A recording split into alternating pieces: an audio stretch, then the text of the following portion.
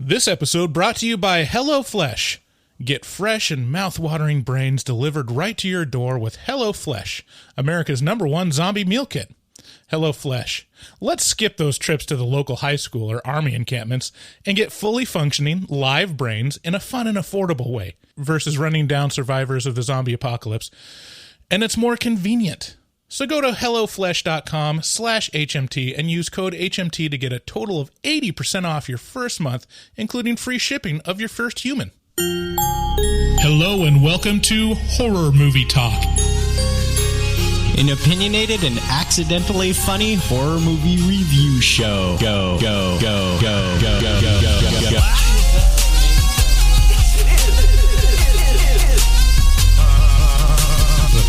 The stroll through the scraggly woods. He had no face! Horror! Sabrina, don't just stare at it, eat it. New theatrical releases always get priority. But we also review older horror movies, both good and horrible.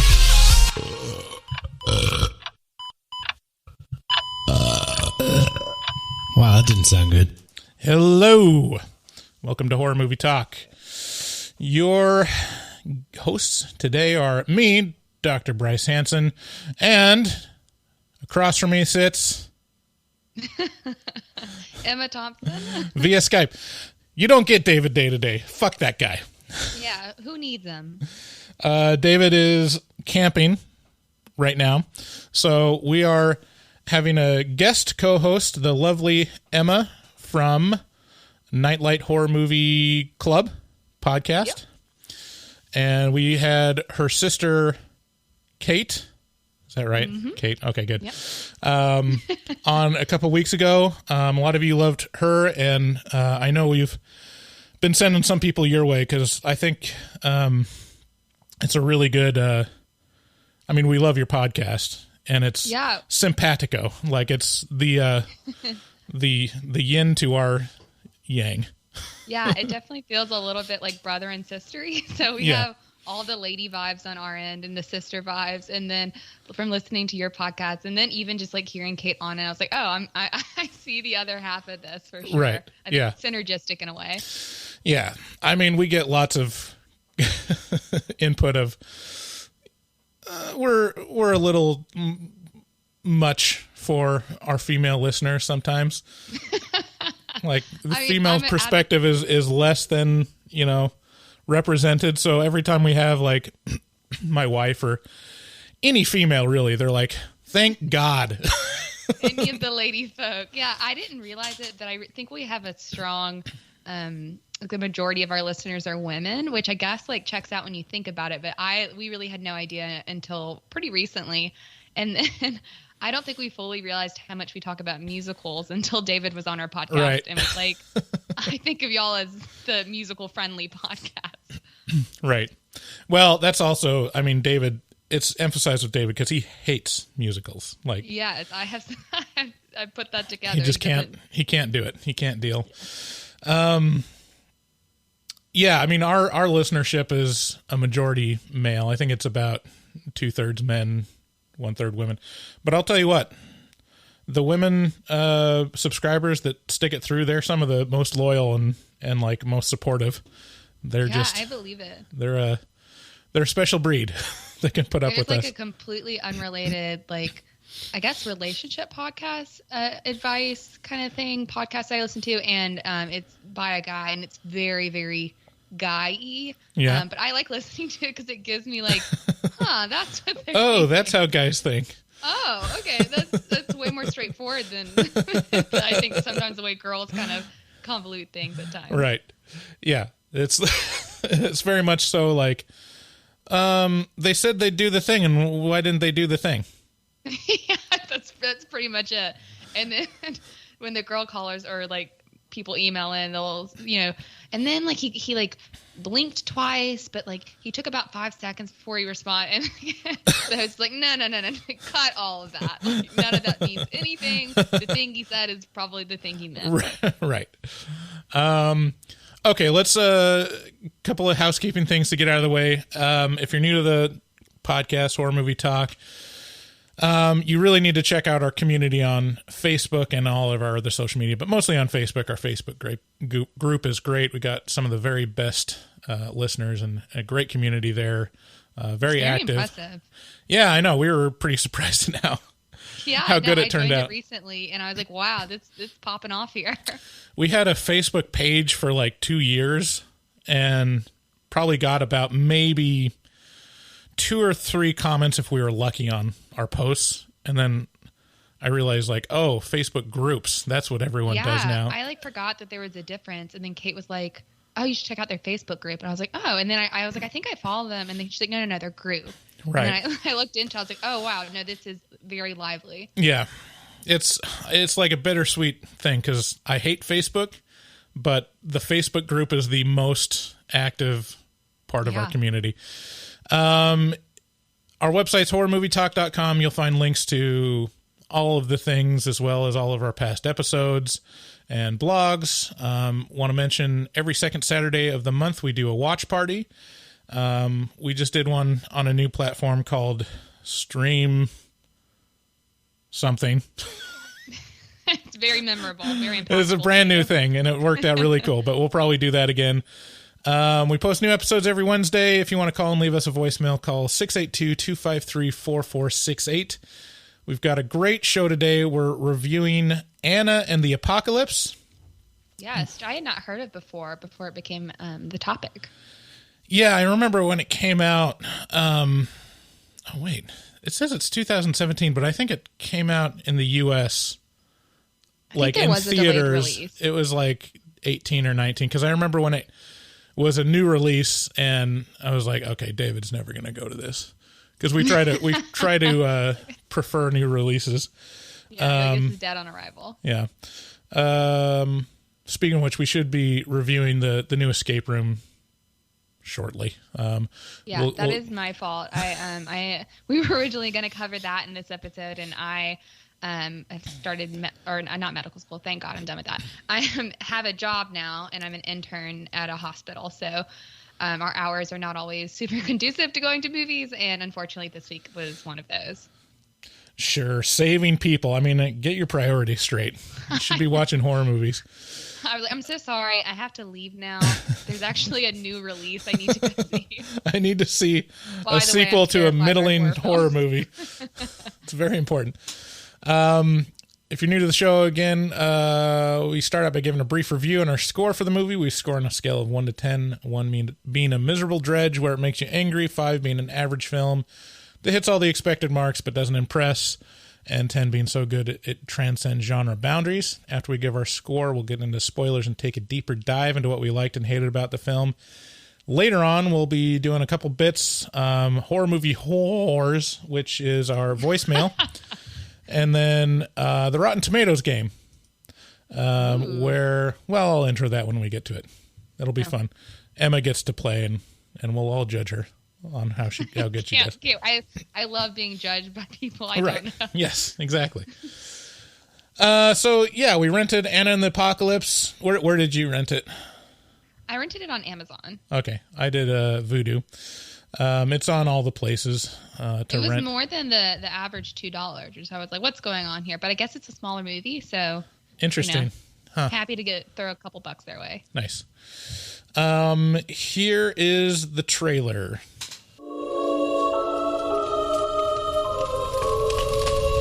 'Twas the night before Christmas, and all through the house, not a creature was stirring, not even a mouse. Young Anna was nestled, all snug in her bed, not knowing tomorrow she'd meet the undead. How would she survive what this season would bring? Well, that's simple. She'd stab, she'd slash, and she'd sing.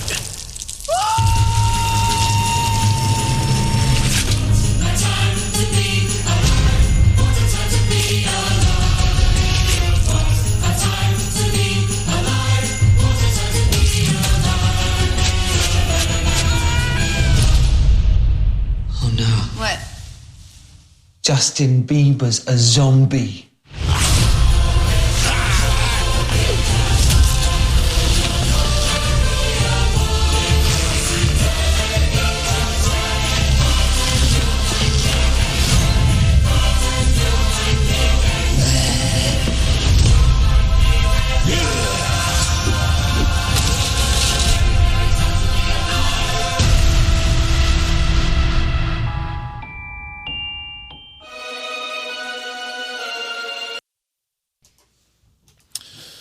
Okay, so Anna and the Apocalypse takes place in a little town in England during Christmas.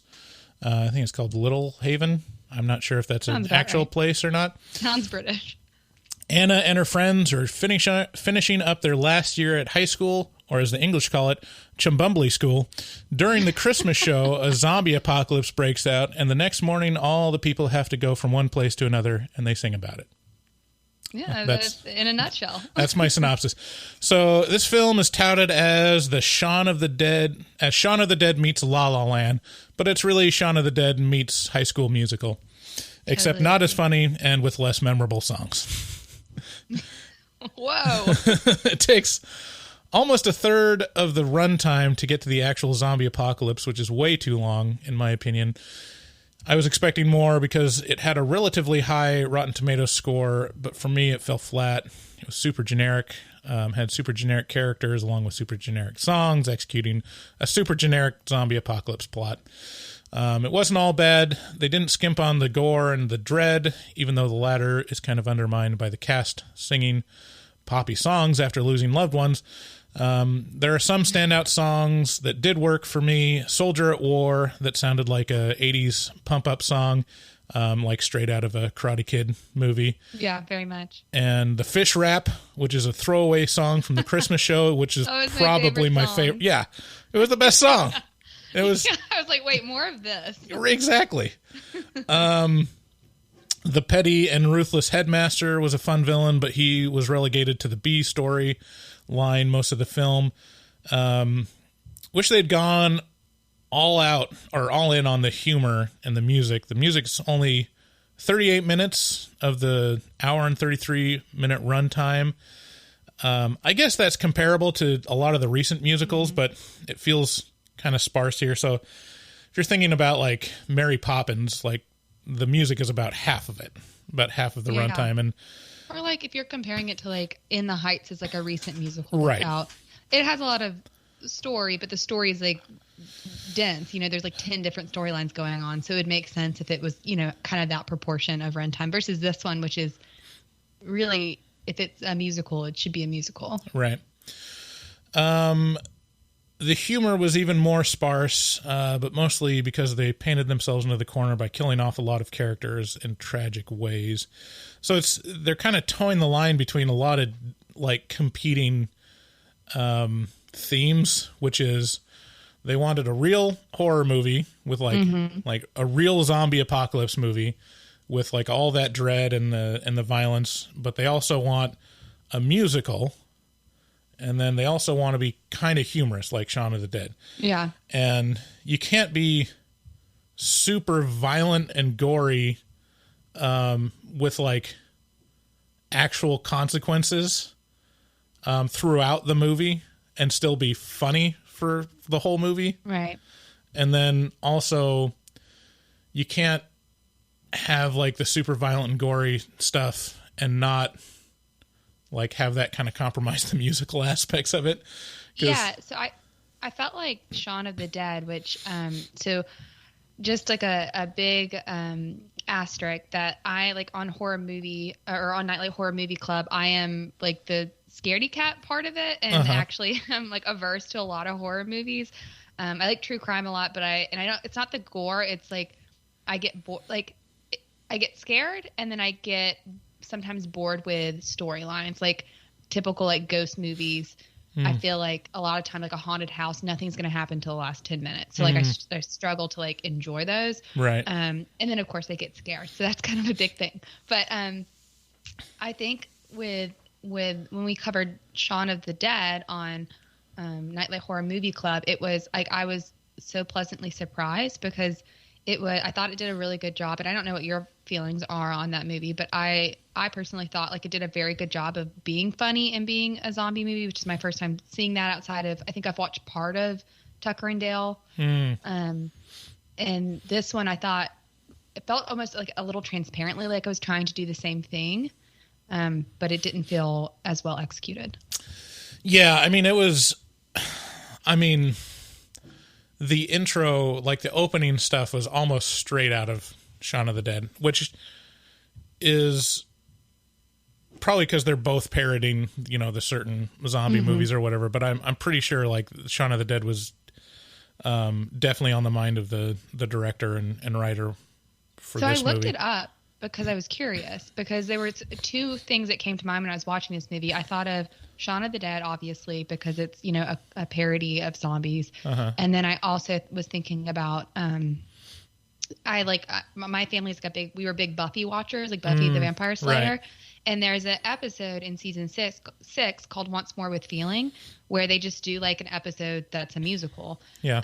And so I felt like there was a song that she sang about, I can't remember what it was called, but it was like whenever she was about to go say, there's a song she sings towards the end where she's I think it's called Give Them a Show. And that felt like very, very similar in a lot of ways to the musical episode of Buffy. Yeah. And so I felt like a lot of that, there's like that line between inspiration and like pulling too much. Right. And I felt like that song pulled too much. I felt like there's a song in here where she's singing about what a beautiful day she's having. And obviously there's a lot of chaos going on behind her. And I felt like that was almost too much, taking the same joke from Shaun of the Dead. Cause I feel like you can parody in a lot of ways, but you don't, how many people parody a million different things? How many comedians are there that, tell the same jokes or talk about the same content, but tell it differently? And I didn't feel like this was telling it differently, I guess. I agree. Like the, leaning forward and turning off the radio, the news when they're talking about like a virus outbreak is super tropey, but that's like almost that whole feeling is heavily taken from Shaun of the Dead. And the kind of happy and just completely oblivious to all the chaos going on around him is definitely from Shaun of the Dead.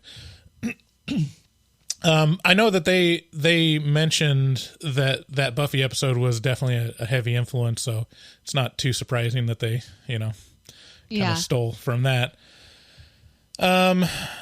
I don't know. I mean, overall, I think it's okay, but I'm not going to watch it again. I was kind of disappointed in the musical aspects of it. I give it a 5 out of 10. Okay. I was thinking about this because I know about y'all's scoring. And I was thinking, okay, is this like just completely average? Would I watch it again? I feel like you can rate on so many different things. I was toggling between, I kind of want to give it like a 5.5. If that's possible. Can I do? No, you gotta make a choice. Fine, then I'll give it a 6. Which I give it a 6 just because I've never seen like a zombie musical, so I give it credit for doing something new in that regard. But I can't give it more than that because once it was doing like the zombie musical thing, I felt like it was no longer doing anything else. Like it was just doing zombie musical, and the songs, whenever people actually started singing, which didn't seem to happen for a while, it felt like the songs weren't that good. And then I was kind of like, okay, like I kind of assumed that going in, if you were going to do a musical, the songs would be very good developed. Yeah, and it felt very High School Musical, which, despite being a female who was very much of that age when High School Musical came out, I actually was not a fan of High School Musical. Yeah. Yeah, the songs are, I mean, can you name any memorable songs, like, from this? Like, is there anything that's stuck in your head? I can't name any. Oh, I liked the... I don't know what the name of it was. I liked the Soldier song that you mentioned. I thought that was probably the most entertaining. And like also like you, so it tickled me that you had the same ones. I liked like the stupid song that they played that they were doing during the Christmas like talent show, which was not supposed to be like, it was kind of like Mean Girls whenever they have like Kevin does the rap. Oh yeah, so they had the penguin rap, and then even the girls. The Friends song, like the Santa baby kind of song, that one was pretty good. Like I could, I like that one was funny. I liked like all of like the very, very, very thinly veiled innuendos. Right. I think I wrote down like that because like I was still kind of in at that point. I think one of my favorite ones was warmed your milk and made you your favorite snack. So come on over, unload your snack. Yeah. I was like, what? That's pretty great.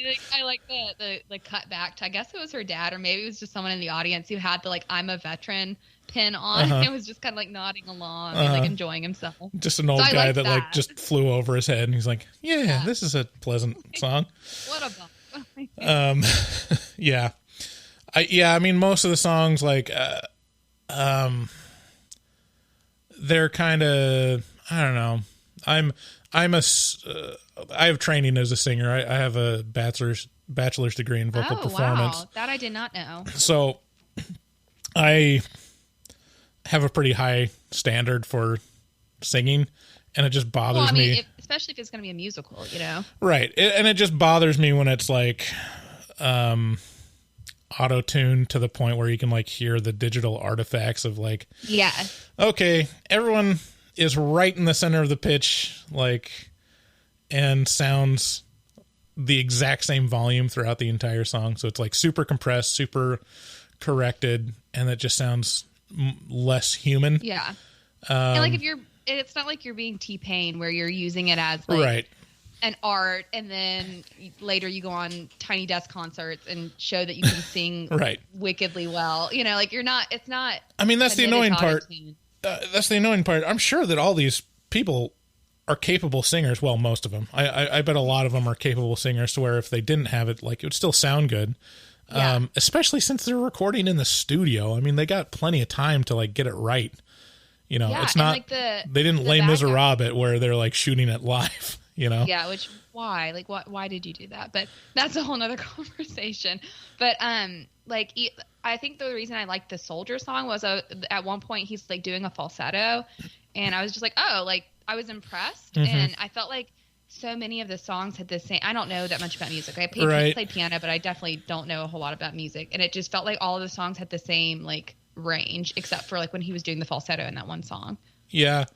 I mean, it was a lot of like kind of generic pop, electronic backing, and kind of like one chord songs where they're just kind of meandering around the note. It's kind of like it would be mostly, it's been a while. I can't remember what they call it. But there's like, no, anyway. There's like the aria singing, there's like the actual art singing, and then in opera or musicals, and then there's just like the dialogue singing where you're just like doing exposition. And most of the songs sounded more like we're just talking right now, even though they're supposed to be, you know, actual interesting songs. I feel like as I'm talking about it, I keep thinking of all the like things that I struggled with, which makes me want to bring it down to a 5. But I feel like there's no take backsies, so I'll keep it at a 6. No, it's okay. We can do take backsies. I might bring it back down to a 5 because I think if it wasn't a musical, then I would like be below a 5. Like if there wasn't that to keep it fresh and bring it back to average, there were a lot of things that I didn't love. And I thought I was gonna like this more because I was like, oh, it's a musical, like that's exciting. And then in the first couple seconds, I was like, oh, and it's British. Like I tend to like British comedy. And so I was more inclined from there. But like the songs, even apart from the singing and what we might have to say about that, the choreography I thought wasn't good. And I feel like you could do choreography. I don't want to say easily. I mean, I'm not a choreographer, but like some of it was so like, I don't know, like whenever there's a song where there's two characters kind of dancing towards each other. Right. And in the one sense, it seemed like they were trying to, I guess, be in character. So have them dance more like they would dance coming together. But then I felt like because you're singing and that's obviously not really happening, you should like, I wanted the choreographed component with it. Yeah. I mean, the choreography, there's no like real big, you know, numbers where there's a group dance number or anything. But they kind of attempted it in that one, like the cafeteria scene, which was also a very High School Musical. Yes. Yeah. Okay. Well, let's before we get into it, and get into spoilers, let's, plug a couple things. First, I want to talk about nightchannels.com. It's an awesome website. Have you been to nightchannels.com, Emma? I have not, but I'm very curious. So they sell like just awesome niche t-shirts. They focus on horror movies and metal and occult and like alternative kind of lifestyle stuff. And they've got a bunch of designs that you're not going to find anywhere else. Very affordably priced and made even more affordable if you use the code HMT at checkout, and you'll get 13% off. And really, honestly, all we ask people to do, we don't ask you to buy anything. We ask you to go to nightchannels.com and browse, because once you browse, you're going to find something you want to buy anyways. Like I went there, and I'm not like a huge,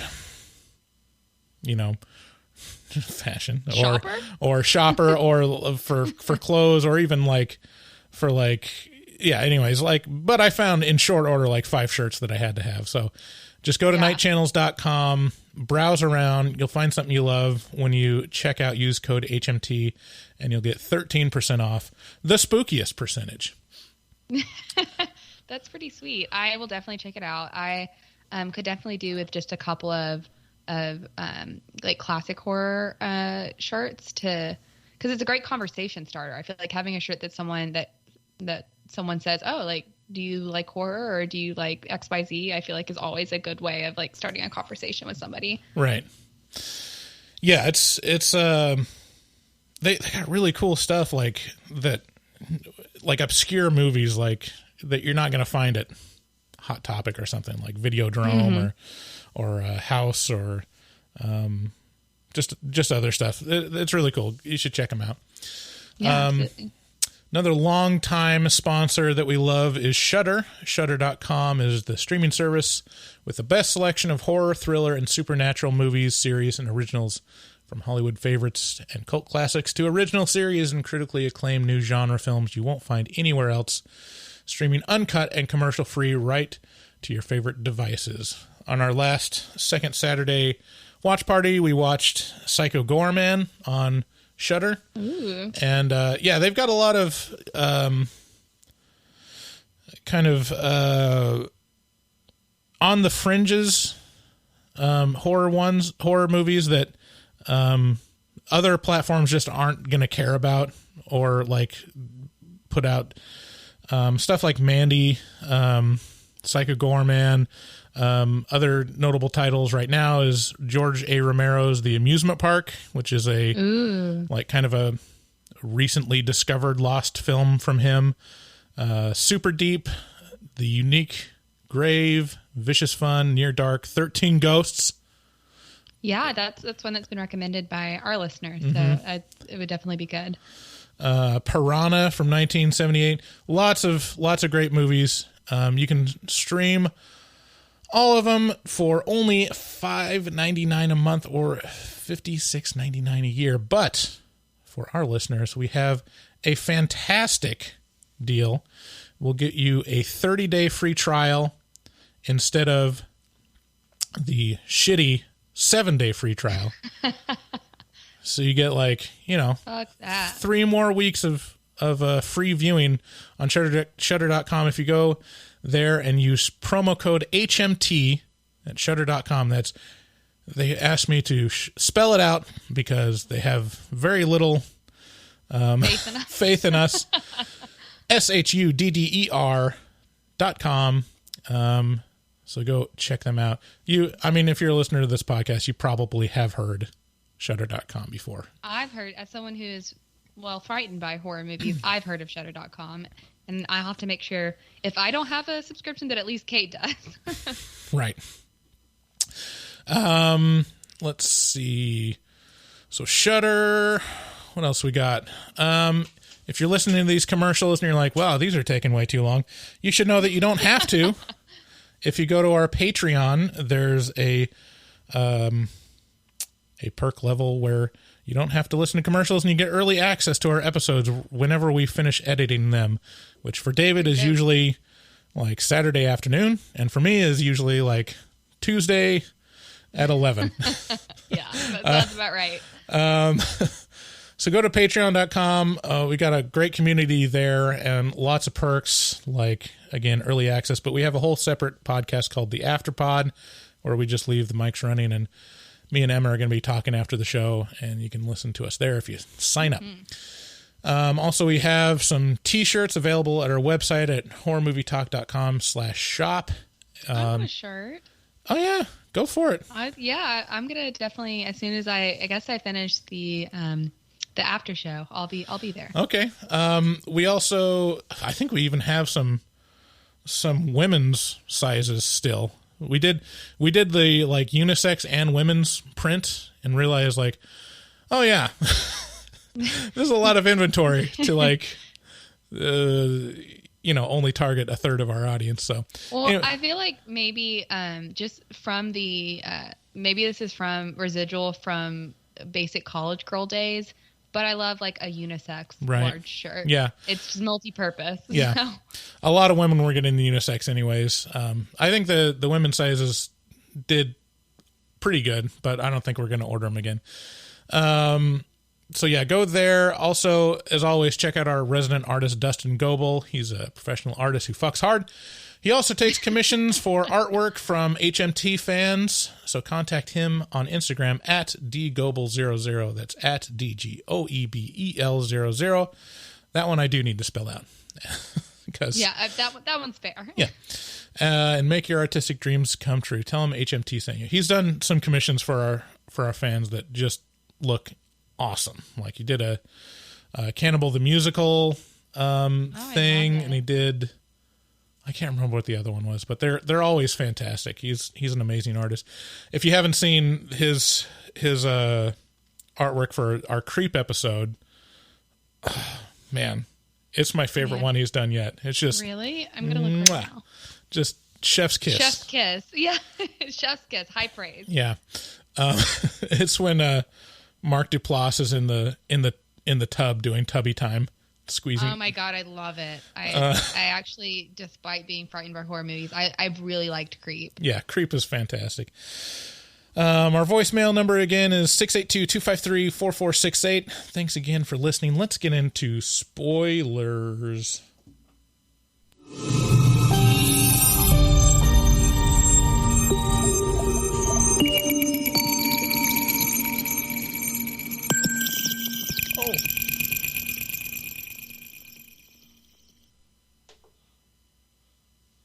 Spoilers. Okay.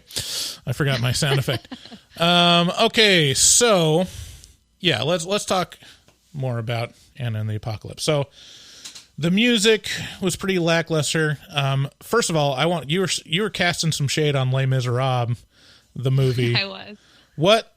See, I love the fact that they recorded it live for the most part. Very interesting. I guess like. Because I used to listen to Les Mis in the car. Like I guess it was one of the British recordings. But I used to listen to it in the car. My mom would always play it, and so I was very like I knew all the songs and stuff. And I just don't. I know this is not an original take, but I don't understand why they made Russell Crowe sing. Like, yeah. Why? That was the worst casting that they did. I mean, it was. Like, they had some amazing people on the cast, no doubt, and some great singers. Yeah, but Russell Crowe was just really I struggled. Yeah, I can't see, okay. In Russell Crowe's defense, he's not a terrible singer. He's not a singer in this style at all. Like he's a, rock or folk pop singer where he gets up with his band and stuff. Not like a musical theater singer. And Javert is such an important role and is such like a you need to have such a strong presence in the voice for it to like really sell how intimidating he is. And Russell Crowe just could not sell it because it was he just doesn't have the power in his voice. And they had to auto-tune it to shit, and so it just sounded artificial. But yeah, that's one thing.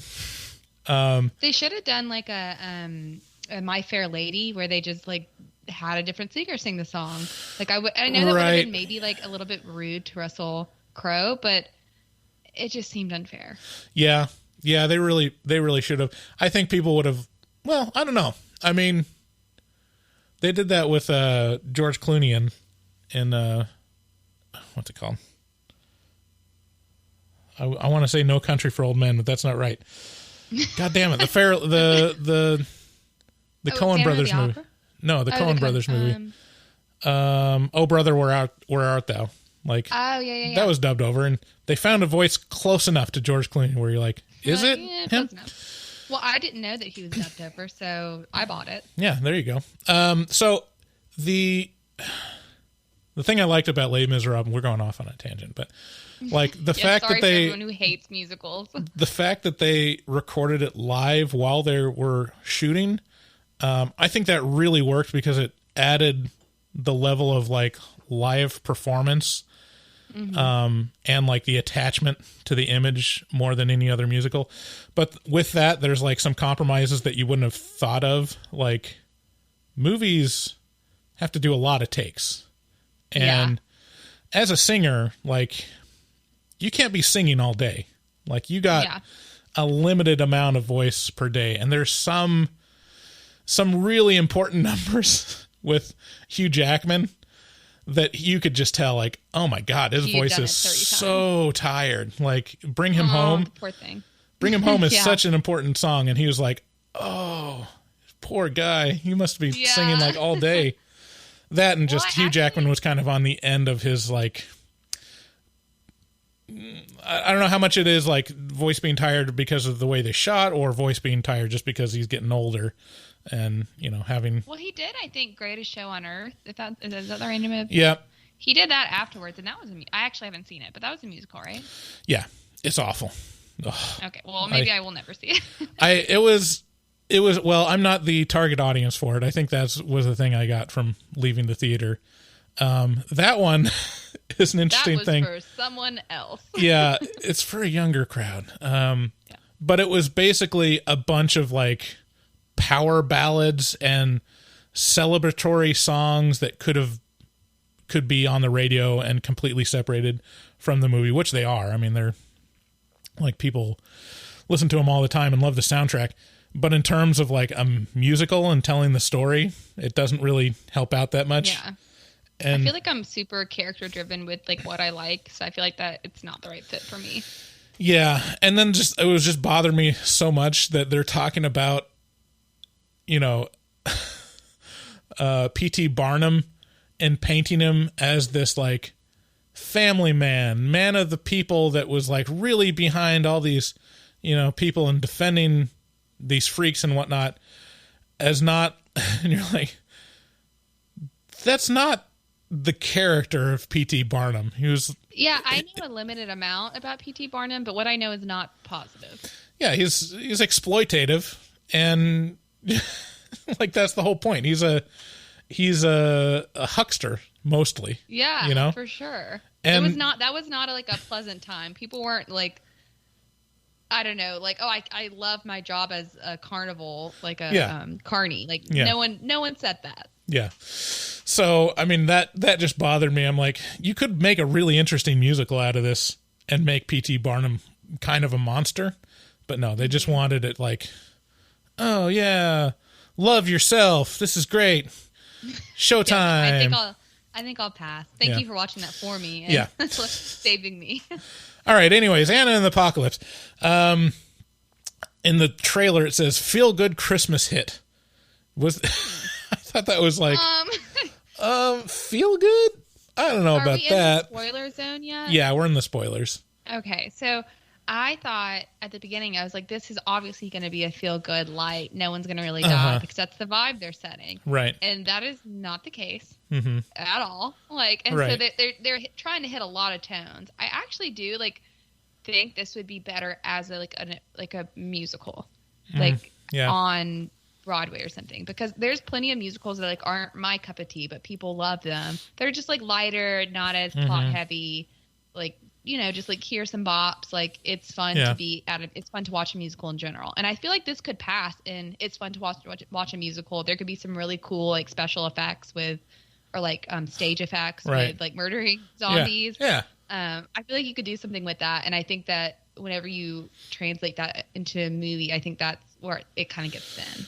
Yeah, I mean, it's a great concept. I really was rooting for it. And, I mean, you go away and kind of the best, but also underhanded compliment you could give this movie would be, it's cute. You know? Yeah. That's mostly what you get. You're like, oh, that's cute. Good for them. But it's not, you don't like take it away anything as like, wow, that was great. I think some better writing would have helped. Like, when they're trying to develop the relationship between the two characters, Anna and then John, who is her like best friend. This whole I don't know the reindeers thing, I do not buy. Like, everyone knows the reindeers, right? You could list all the reindeers right now if maybe push came to shove. There's a song. There's I don't know. Let's see. Let's see if I can. Dancer. Dasher and Dancer and Prancer and Vixen, Donner. Okay, I stand corrected. I mean, something Cupid and Vixen. How many are there? Rudolph. There's Dasher and Dancer and Prancer and Vixen, Comet and Cupid and Donner and Blitzen. Okay, yeah. But do you recall like that? All right. Maybe that was just a me thing, and that is realistic. Yeah, that's. I mean, it was good enough. It was kind of corny, but yeah, I mean, a lot of the relationships and the character development is kind of lackluster. They don't really hit anything home. They don't really like underline very much about what you're supposed to take away from who this person is and what their relationship is and where the status is. I mean, the closest we get is with Anna and John. They're friends, and John wants it to be something more, and Anna is like, no, you're friend zone guy. And he's like, oh, all right, well, there we go. And then it doesn't do anything after that, you know? Yeah, I thought that was going to be more of I thought that was going to develop, particularly with the tension of the world ending. I thought he'd like want to share his feelings, like, and just be like, right. I have to get this out. Or I thought that was going to be more of a storyline. Yeah. I also thought it'd almost be like you could make a song about it. Yeah, you could. One might say you could write a song about it. Yeah. I mean, that's like part of like what a musical does is like you use the songs and the music to express how people are feeling and what they want. And this one, it's more like just situational of like, yay, it's great to be alive. Yeah. Or like there was a song that was probably my least favorite called Human Voice. That was them all singing about loneliness. But like it didn't make sense to me because I was like, well, this person has 4 other people in the room with her. And one's her very best friend. So like it doesn't quite seem like she could have sung about her dad and how she misses her dad, and that could have developed that more. I mean, there's a little bit of irony in that song that I appreciated, which was they all lost connection. They all lost like the internet connection, and that's what they're bemoaning is like, I can't reach anyone. My phone. I can't TikTok this. Yeah, which.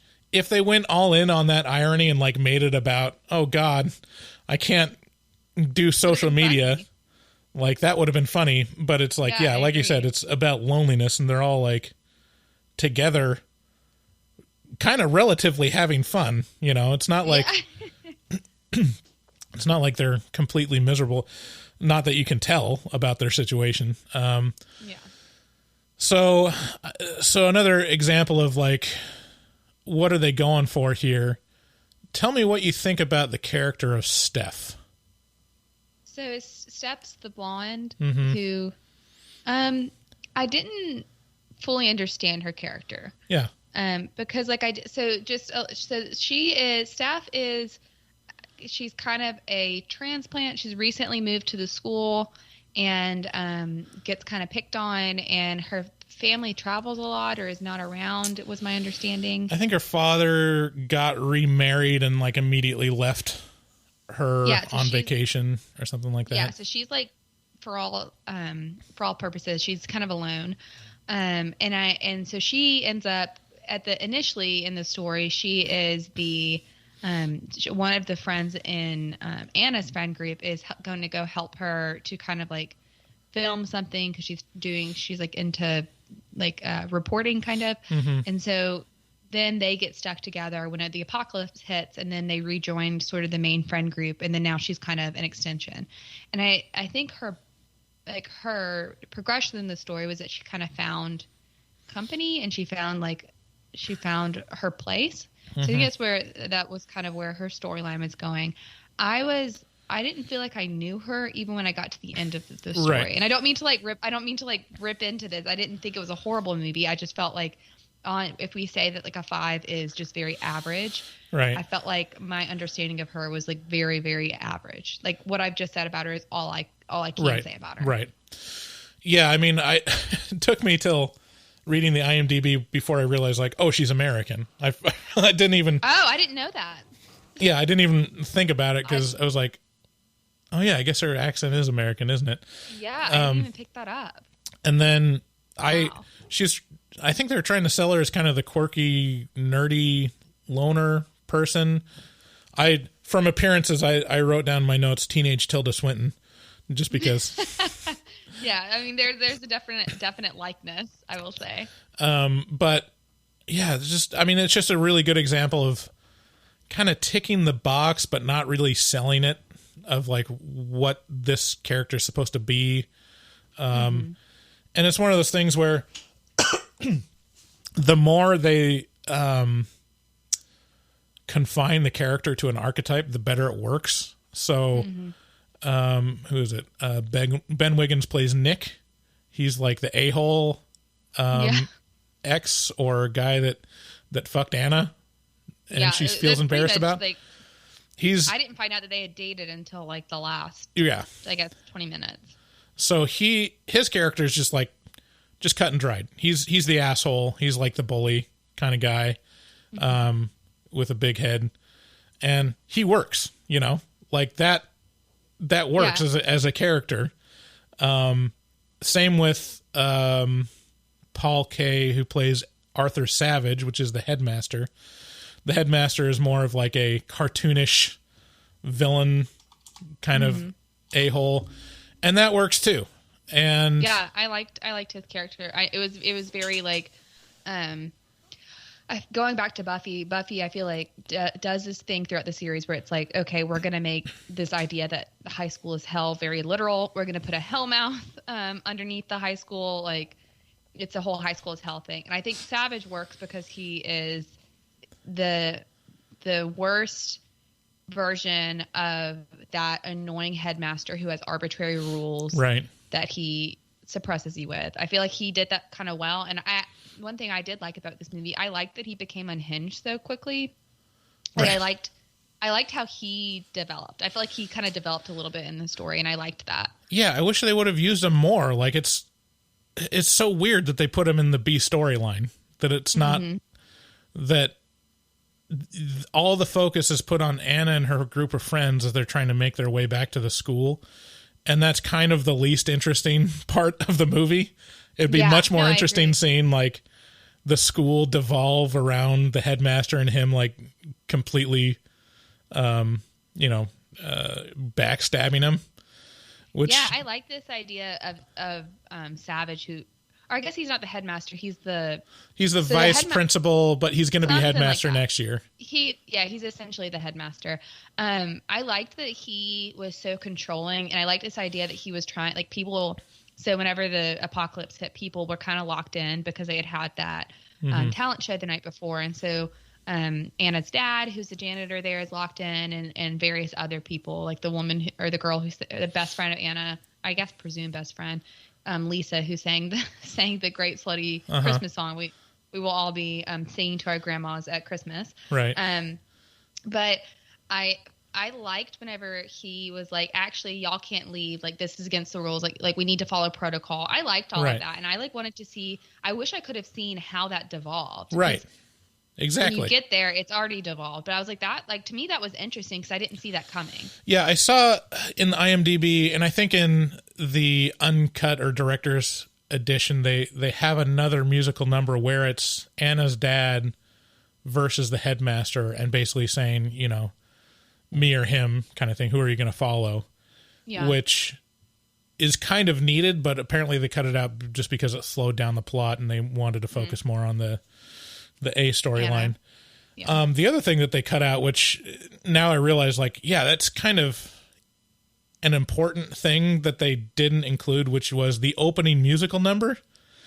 Oh. Like the opening music, if you're going to have a characters? Well, I don't think it's a like expositional. I read that it was like, there was like a drunk Santa stumbling around the town and it's kind of a generic, like, what a great time to be alive kind of song. Mm-hmm. But if you're going to have a musical, the first number is pretty important. Yeah. For establishing, number one, that it is a musical, but also the tone of the rest of it. Mm-hmm. So that was kind of weird that they cut that out. I did want to talk about the Santa Baby musical number stand-in. Yes, please. All right, I thought about that. I was like, do you think that they initially wanted to do Santa Baby and couldn't afford it, or do you think that they like wanted to create their own the whole time? No, I think they wanted to create the new one. I liked it. Like, I could see doing a karaoke of it and being like, where the hell did this come from? But it's a great like innuendo song. I was distracted. Okay, so they have these hunky guys as background dancers. Did you, maybe this is just me, but the most prominent guy in the background, like right behind her right shoulder, was just the most flamboyant guy. It's like, I don't think he's on the market necessarily for whoever's singing this song. Yes. I did not pick that out specifically, but I did notice that the background dancers were definitely stealing the show. Yeah. I mean, I have a relatively well-tuned gaydar. Like, I went to, I studied music. I was around a lot of creative people, and there's a higher representation, there. Yeah. So it was distracting for me.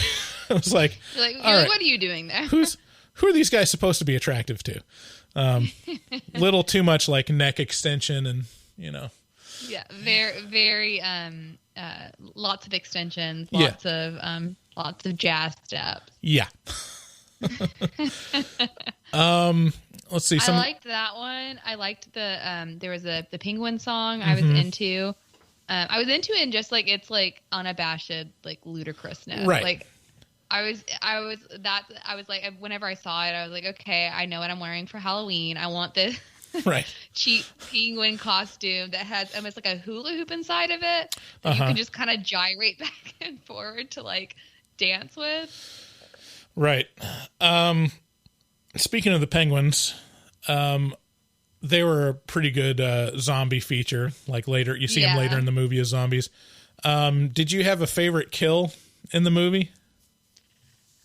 I liked whenever they initially killed the snowman, Yep. and then he keeps like making weird noises. Like that made me laugh. Yeah. Where they're like, "What are we doing next?" And they're kind of having this serious conversation, and it keeps cutting to like the head of the head of the detached head of the snowman. It's still just kind of like, rah, rah. Like I thought that made me laugh. Yeah, it's a snowman, and then like the head of it there's like a hole in it, so you can see the zombie face. Yeah, that was great too. That's probably the only really memorable kill. They kill him with a seesaw, which is great. Yeah, I liked the execution of that. I think that maybe the movie would have been better served if they had committed more to like the comedy, because the comedy kind of, as things progressed, the comedy was kind of lost. Like I don't think that I can't think of a whole lot of jokes that continue other than like him remembering the reindeer, and then as he's kind of like singing it or kind of, reaches out his arm gets bit. Yeah. And I'm talking about her friend John. Right. I thought that because of the nature of this movie that it felt kind of low budget and stuff, which I don't have a problem with, but I think you almost, when things are like kind of low budget like that, it can be endearing to kind of lean into. Right. And so whenever he was like, the zombie was beheaded and like still growling and just like kind of like making its presence known, I thought that was like a fun, like a fun little piece. Yeah, I mean, it's pretty important for like the zombie genre to have interesting kills, because that's like what most of the movie is. Yeah. Same thing with like slashers. And this or like one in Shaun of the Dead, where they have that entire scene in the pub where they're like murdering people to the beat of this Queen song. Right. Yeah. I thought that was very memorable, and I liked that it was funny, but also it was progressing the storyline, and there's plenty of death in that movie, but I liked that they kind of kept the comedy in it. Yeah. Yeah. I mean, the death of John was pretty impactful. It's probably the most like dramatic moment in the movie to where you're like, oh shit. Like they're I really was sad. going for it, you know, but it's also kind of, I wish they would have picked a better death for him, or at least like had it. I mean, it was always going to be arbitrary, but I wish it wasn't like arbitrary in kind of a lame way, which is like, I put out my arm, or, you know, someone nibbled it.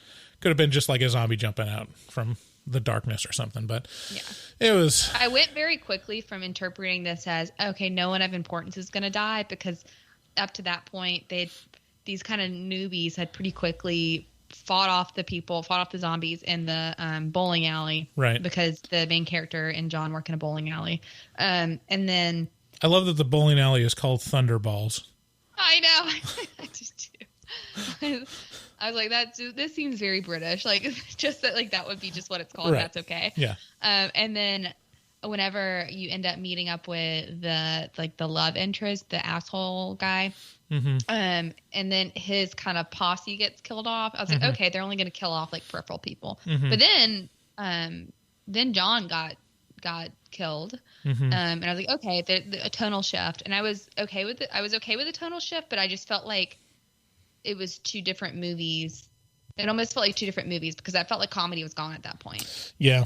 Yeah, they kind of committed to, okay, now we're going to be a horror movie, like 100% with music, which is interesting.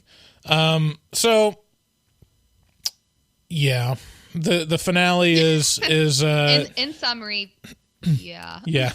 Yeah. The finale was like pretty okay. It was better than, you know, it was a little more elevated. Like, it's Anna versus the headmaster, and the headmaster has her father hostage, and that number was pretty good. Can you explain to me why he has her dad? Was it to get her there? Why is the dad? So to set the scene, there's a bunch of, they get to the high school. She's looking in the high school for her dad. A lot of people have been turned into zombies. She ends up finding in like the gym, I guess. There's like a stage area set up where you would have a band or. Well, it's where they had the Christmas show. Oh yeah, you're right. And so I was confused about why the headmaster specifically had her dad bound up, and then like was staving off a horde of zombies, or why the zombies couldn't get on the stage. I don't know. I was a little bit confused about what was happening there. Shut up, Emma. I'll leave now. Stop asking these questions. No, I mean, I agree. Like, I have no idea. Like, it's pretty arbitrary at that point. It was like, okay. But at least it had... Didn't you know zombies don't do steps? Right. They just don't do them. So, part of it. Yeah, that regardless of how arbitrary that setup was, like, that last number was pretty good. The headmaster, like, being a full evil scientist, you know, crazy mode. Liked full crazy savage. I was into that. Yeah. And then again, like, pretty bittersweet. Her father dies, and they make it out. And then it's kind of like, what do we do now? And then it ends the movie. So, I don't know. Final recommendations. Who do you think would like this? Someone who has an empty evening. They just want to watch something. They don't want to watch anything too heavy. And they kind of like musicals. It's like not going in for like a serious piece. They're not going in to watch The Departed. They don't want that kind of night. They just want something light and interesting. Yeah. What about you? I think if you like kind of the B musicals, where it's like you like the quirky musicals that, I mean, it's not even fair to compare it to Rocky Horror Picture Show, because Rocky Horror Picture Show's got a lot better music. But those kind of cult following musicals that are weird I could see you possibly enjoying this. Yeah, if you want something quirky and just like light and different, I think that this fits the bill for that. It's not going to go. I have a musical playlist. It does have Rocky Horror Picture Show even before I saw it. Yeah. I actually saw the Glee Rocky Horror Picture Show episode, which I thought was really good actually. And so like Rocky Horror Picture Show, we covered this on Nightlight Horror Movie Club with Audrey 2, Little Shop of Horrors. It's not gonna, if you're going in expecting that, you're not gonna get it. So lower your expectations, and if you want something nice and light, I think that this will entertain you for an evening. Yeah. Okay, cool. Let's move on to the Rotten Tomatoes game. So in this game, let me hold on just a second. Cool. I got to bring up my Word. This other laptop is covering my dock. Okay. How many laptops and computers do you have? I have 3 computers running right now. So one computer that we're talking on, that's one laptop. Another laptop for playing drops. And then my desktop is recording us and has all my so funny. notes on. Bryce, whenever someone, I don't remember if it was David or someone else, was like, "Oh, you have really good audio," and they're talking about our podcast.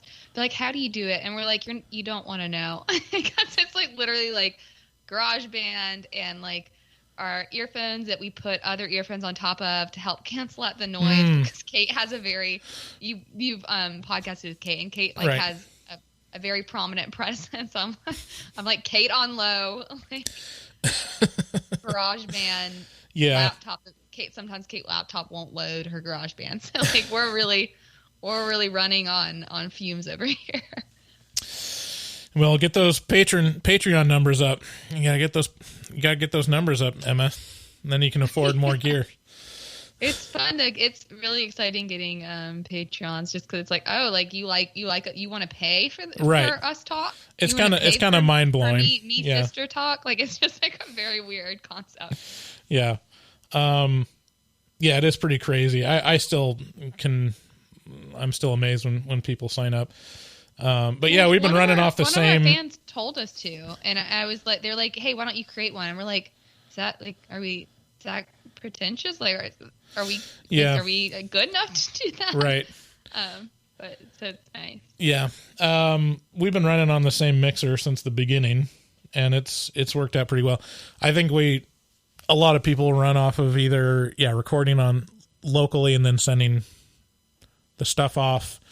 I just like the aspect of just doing everything live, setting levels live, so you don't have to combine anything. It seems simpler. Like it seems more straightforward. Yeah. Okay, so Rotten Tomatoes game is where I give you 2 movies, and you have to tell me which one has a higher critic score. Oh, I love it. Okay, yeah. And this will be the horror musical themed Rotten Tomatoes game. Oh, wow. Okay. This is not the hardest one that we've ever done.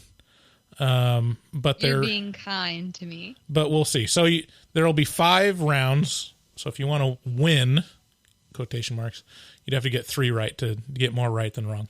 Oh, okay. I'm going to win. First up, representing the A-tier musicals, we have Phantom of the Opera with Gerard Butler and Patrick, what's his name, from The Conjuring. The only thing I can think of is Bateman, and that was very wrong. No, not Patrick Bateman. I have to go return my videotapes. Return my videotapes. No, is it Patrick Wilson? That sounds right. Anyways, sure. he played the Phantom. We love Patrick Wilson. So the guy from The Conjuring played the Phantom of the Opera. And then paired up against it is Sweeney Todd. Oh, okay. Which one do I think did better? Which one got the higher critic score on Rotten Tomatoes? How critic scores work, if you don't know, is it's a percentage of which movies have a higher positive sentiment versus negative sentiment. So it's not like the average score from all the critics. It's like whether they give it a good score versus a bad score. Okay. Yeah. So for those two, I'm trying to think. So I feel like Phantom of the Opera was like more widely received. But I'm going to say that Sweeney Todd got a better critic score. You are correct. Sweeney Todd got an 86% on the tomato meter. Phantom of the Opera was rotten at 33%. Really? Okay. Ouch. Yeah, it's kind of rough. So did you, first of all, before I add my bit, did you like Phantom of the Opera? The movie? It was okay. It was, see, I had seen it much, much later, and so I had heard everyone bag on it, that it was terrible. It was better than I expected it to be, but it was not as good as it could have been. Gotcha. The casting, same kind of deal. They cast Gerard Butler as... maybe Gerard Butler was the Phantom. Gerard Butler was the Phantom. I do know that. Okay, Patrick Wilson was Raoul then. Yeah.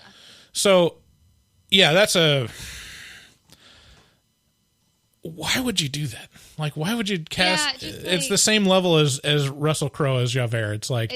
They very much are... Like, I totally feel what you're saying. Like, I have this tendency to... I'm having to revisit all these things I liked or didn't like as a child, because I had two older sisters and a very opinionated mother. One of them obviously being Kate, and then we have an older sister who's the eldest, named Sarah. And so I... didn't like whenever Hilary Duff had her music thing. I would the girl in my class who was like, I don't like that because my older sisters didn't like it, and so I had a more mature, I had an older person's perspective from wanting to be like my sisters. And we had always listened to, similar to Les Mis, we listened to the Phantom of the Opera. We had I guess it was a CD-ROM. I don't know. It could have even been a tape, honestly. But we had Phantom of the Opera that we would listen to really, really frequently. So I remember my mom being like, they came out with a movie. It was horrible. So I never saw it. But when I later learned that it was Gerard Butler in it, even adult me is suspect. Yeah. And then thinking of that versus Sweeney Todd with Helena Bonham Carter and Johnny Depp. Thank you, Johnny Depp. Johnny Depp wasn't a good choice either. They always cast the package deal, those two. I know. Well, it's a Tim Burton movie. How could you? I was going to say it's almost a trio. Yeah. Yeah. I mean, I remember Gerard Butler did pretty good. He did better than I thought, but it's one of those things where you have to have such a powerful voice for such a wide range. I mean, that you can't sell it. As much as if you're in the studio and you can hit the notes long enough. It's not the same as having someone that can really ring it out. So anyways, you would know much better than me, but Phantom of the Opera, of many of the musicals I've listened to, that's one of the ones that's that seems that's a singer's musical. I mean, that's more of a classical singer's musical, because it's not, there's no belting in it. It's all just straight ahead. What do you call it? I can't remember the Italian name, but yeah, I mean, that is a singer's musical. Both the Phantom and Christine are really difficult singing parts. Absolutely. And then compare that to Sweeney Todd, where there's a lot more. I think it's Stephen Sondheim, if I'm not mistaken. There's a lot more expose songs, where kind of as you were describing earlier. Sondheim is a lot of patter. It's not a lot of, I mean, I don't remember lots of Sondheim songs. It's mostly lots of Into the Woods. Yeah. Oh man, I had an Into the Woods sound drop. I don't think I have it here, but did you really? Of what? Just Into the Woods, the beginning of the song. Okay. Because I had a couple. You probably wouldn't be surprised, but there's a lot of horror movies that take place in the woods, and so there's a couple sound drops that we pulled. I see. Yeah, it makes sense. It's bringing two of your loves together. Yeah, there's a whole Norm Macdonald bit that I pull stuff from. Decided to take a stroll through the scraggly wood. And then, was it this one? No, Anyways, okay, so we're next round. Speaking of Tim Burton, we have The Corpse Bride versus The Nightmare Before Christmas. Oh, those are both him, right? Yep. Guess who's starring in The Corpse Bride? Yeah. You'll never guess. Does it rhyme with Bonnie Rep? Yes, it does. As it so happens, Johnny What a Depp guess. and Helena Bonham Carter are the leads in a Tim Burton movie. Who would have guessed? So yeah, Corpse Bride and The Nightmare Before Christmas. I think that. Okay, so I'm thinking it through. I think Nightmare Before Christmas has more like standing power. Like I think we're gonna remember it far longer. But I'm gonna say that Corpse Bride did better. I'm not quite sure why I feel that way, but I'm gonna say Corpse Bride did better. You are wrong. No, But it's pretty close. Corpse Bride scored 84. Nightmare Before Christmas scored 95. damn, that's very good. But So maybe I should just gone with my inclination that like it has just this like it was more memorable. That's part of the game. You got to play the game, Emma. I'm keeping it interesting. Yeah. I've never seen Corpse Bride. A lot of these I haven't seen. Corpse Bride, if I remember correctly, I think it was a good movie. There was one song in particular that I really liked. I don't remember the name of the song, so I guess I didn't like it that much. But that I did like that was kind of a song about how like the Corpse Bride became the Corpse Bride, like how she died and got murdered. Nightmare Before Christmas. I never liked it as much as a lot of my peers did, but it's also forever tainted for me because, so I went to one high school my freshman year and then followed like the music program to a new high school. And the music program that happened after I left at the high school that I left, was kind of in shambles. And this is all to say, we were at a jazz choir competition because that's the kind of nerd I am, which is all jazz choir. A high school jazz choir competition is also defined as like the sixth circle of hell. Please do tell. Especially when your teacher makes you sit through other high school jazz choirs. It just picture it in your head. A bunch of high schoolers, like juniors and sophomore high school singers, the majority scat singing. Nope. I'm gonna nope that real hard. Yeah.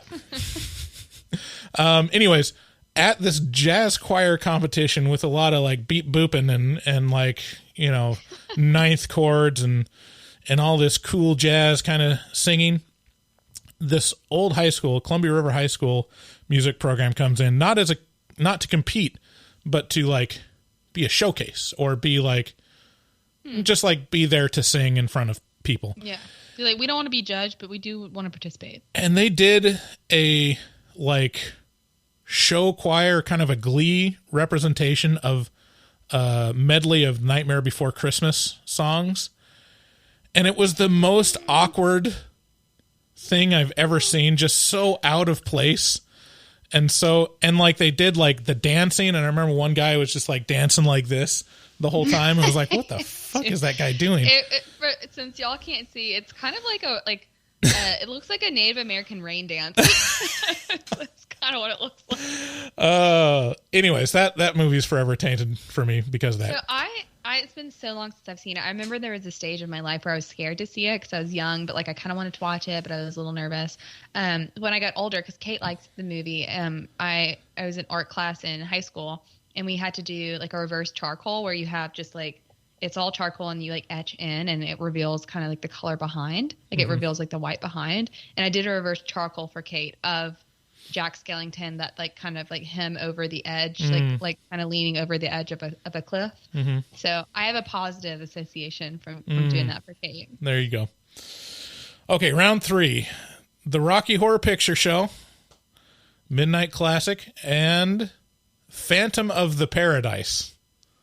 Phantom of the Paradise? What is that? It's a 70s musical.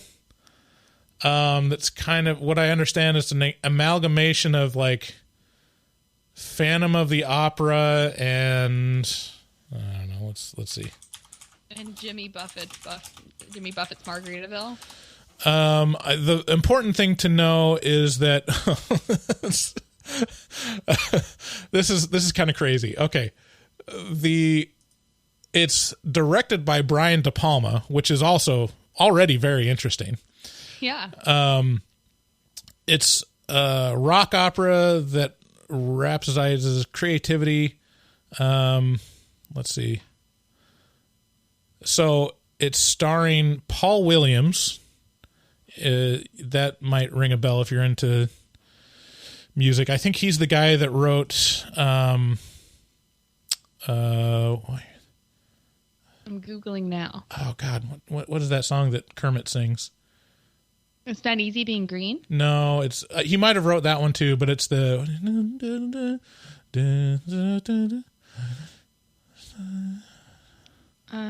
Rainbow Connection. He wrote Rainbow Connection. Oh. Okay. Well, I mean that's pretty well known. Yeah. Anyways, it's kind of a obscure one, but it's directed by Brian De Palma, which is really interesting.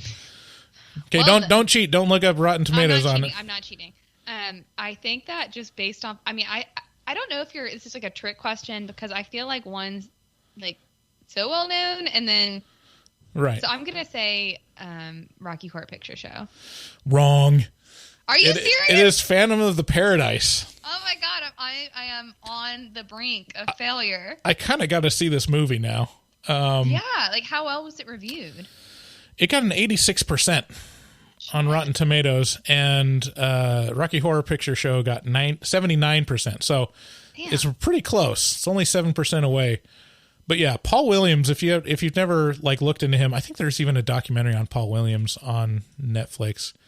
But he's one of these guys that wrote a ton of recognizable songs that you don't even. He's really distinctive looking. Like yeah.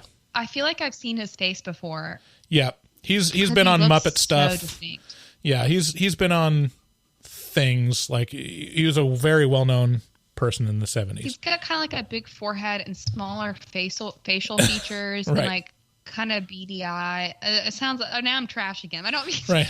You got beady eyes, like little sharp little teeth. Yeah, little fine. Pointy nose. He kind of looks like a rat. What I'm trying to. He's a real rat face guy. Very distinctively ratty. Oh my God. I'm sure he's lovely. I recognize him, but I did not know anything about him. Yeah. Okay, wow, so you got for these last two. You got 1 for 3, Emma. God, you got to do these last two. Okay, fourth round is these are kind of both low budget horror musicals. So we got Cannibal the Musical. Okay. And Repo the Genetic Opera. Okay, you're going to have to tell me a little bit about both of these so that I can make an educated guess. Cannibal the Musical is the first, like it's almost like a student project of the guys that did South Park. That do South really? Park. It's like pre-Book of Mormon? Yeah, pre-basketball. It's if you've never seen it, like it's definitely worth a watch. Like it's good in a weird kind of way. Definitely check it out. Repo the Genetic Opera I've never seen, but it's kind of a known B movie musical thing. Okay, I don't really know that much about it. I'm scared, but I'm gonna back Matt Stone and Trey Parker, and I'm gonna do Cannibal the Musical. Correct. 63% versus 40%. So, yeah. I think Cannibal the Musical just barely makes it fresh. I think fresh is over 60%. Yeah. Okay, then we have the last round, which is Attack of the Killer Tomatoes versus Little Shop of Horrors. Oh, God. I'm going to go... I've not seen Attack of the Tomatoes. Have you? No. Okay. And I have seen Little Shop of Horrors, and I feel like it's quite good and well cast. And I feel like it would be well received critically, just like given the cast and the songs, I feel like are pretty well developed. And it's had such staying power. You're going to break my heart if I'm wrong, because not only will I get this question wrong, but I will also lose. I'm going to go Little Shop of Horrors. You got it right. Yeah. Good. Little Shop of Horrors blew it away. Attack of the Killer Tomatoes got 27%. Oh, Jesus. It's like a B movie, really corny. You have to, like, from what I understand, you got to really buy into, like, okay, this is a shitty movie that you can enjoy watching. Maybe a good drinking game movie. Yeah. And then Little Shop of Horrors, which is like just, I mean, it's one of the best small musicals of all time. I just rewatched it like a couple weeks ago, to be honest. I almost did this episode as Little Shop of Horrors. It's fantastic. I agree. Like, it's perfectly cast. Like, there's no person in there that doesn't belong. Like, I mean, that's one of the things you look at. We've talked a lot about these musicals of miscast singers to cast, famous people in it. Mm-hmm. And Little Shop of Horrors is an example of, they had a good, well-known cast, but they didn't cast anyone super well-known that had a super important vocal part. So Rick Moranis, like the character that he plays, is kind of mousy and doesn't really need a powerful voice. Yeah. And Steve Martin is a good singer, and he was cast as the dentist. And they're all great. Man, that music really stands up, especially the what's it called? The plant. Feed Me? All the stuff. Audrey 2? Yeah, all the stuff with Audrey 2 is fantastic. And I found out that that guy that voiced the singing part for that was like the lead singer of the Four Tops, which I never realized. Yes. Which, I found that out because Kate and I covered Little Shop of Horrors, and it made so much sense that he was with the Four Tops. Like, I didn't know that previously either. And then just to bring back that one episode from Buffy, there was a character kind of similar. Like, there was a monster who had a demon who had a very similar style. And at the time that I watched that episode, I hadn't seen Little Shop of Horrors. And then when I watched Little Shop of Horrors, I was like, oh, that's what the inspiration was from. Right. I love all the songs with Tui. Kate and I actually disagreed on every, like, we did a bit where we did like her favorite songs and my favorite songs and her least favorite and my least favorite, and we were opposite on all of them. So I'm really curious to know what your favorite songs from that were. See if you're a Kate or an Emma. Okay, so my favorite songs were pretty much most of Ellen Green's songs. So that was like Suddenly Seymour and Somewhere That's Green. So you're a Kate. I mean, those are fantastic. I mean, there's so many good songs though, but I'm trying to remember all the songs. Pretty much anything that Audrey 2 sings is fantastic. Yeah, like that, I was just such a sucker for Audrey 2. I loved Grow For Me, which is like whenever he's first like getting trying to convince Rick Moranis to feed him someone, and then The Mean Green Mother from Outer Space, which I think got nominated for an Oscar actually. Yeah. I ate that up. And then Steve Martin's number as a dentist. Song. And then Bill Murray in there as like the sort of masochistic, who's not giving Steve Martin anything of what he wants, which is to torture people because he's a masochist and is like really into it. I don't know. It was that I think was a comedy musical horror that like did such a good job throughout of just being consistently entertaining. Yeah, I don't know if David has seen this, but I feel like he would do pretty good. I think he would. I think he would. Like I think he might actually like Little Shop of Horrors. Maybe. Let's bait him into musicals. Let's start with Little Shop of Horrors, then maybe Rocky Horror. Which Rocky Horror is a little bit weird. Like I'm sure he's seen it. I know he's seen Rocky Horror. I think you guys have started almost convinced him because you've noted all the like horror musicals like based off horror movies. So like American Psycho, Beetlejuice is his favorite movie. Yeah. Like that might be one that he likes. I didn't realize that was one of his favorite movies. Yeah, we have a brother who's like obsessed with that. I remember he used to play on Sims, and he would create sim houses that were like black and white, like Beetlejuice. And then he became an interior designer. And I was like, is this because you liked Beetlejuice? And he's like, yes. Like, unapologetically, yes. I know. I love how that happens sometimes. Sculptures in his house when he. Oh, that's awesome. Yeah, David's got a bunch of like commissioned artwork based on Beetlejuice stuff. Like he showed Kate on when she was on. That might have been in the afterpod. Did the one thing that I when I rewatched Little Shop of Horrors, did you realize that the first customer that's like that I looked in your shop window and that's the most amazing plant. Yeah, I love that guy. Do you know who that was? No. That was Christopher Guest.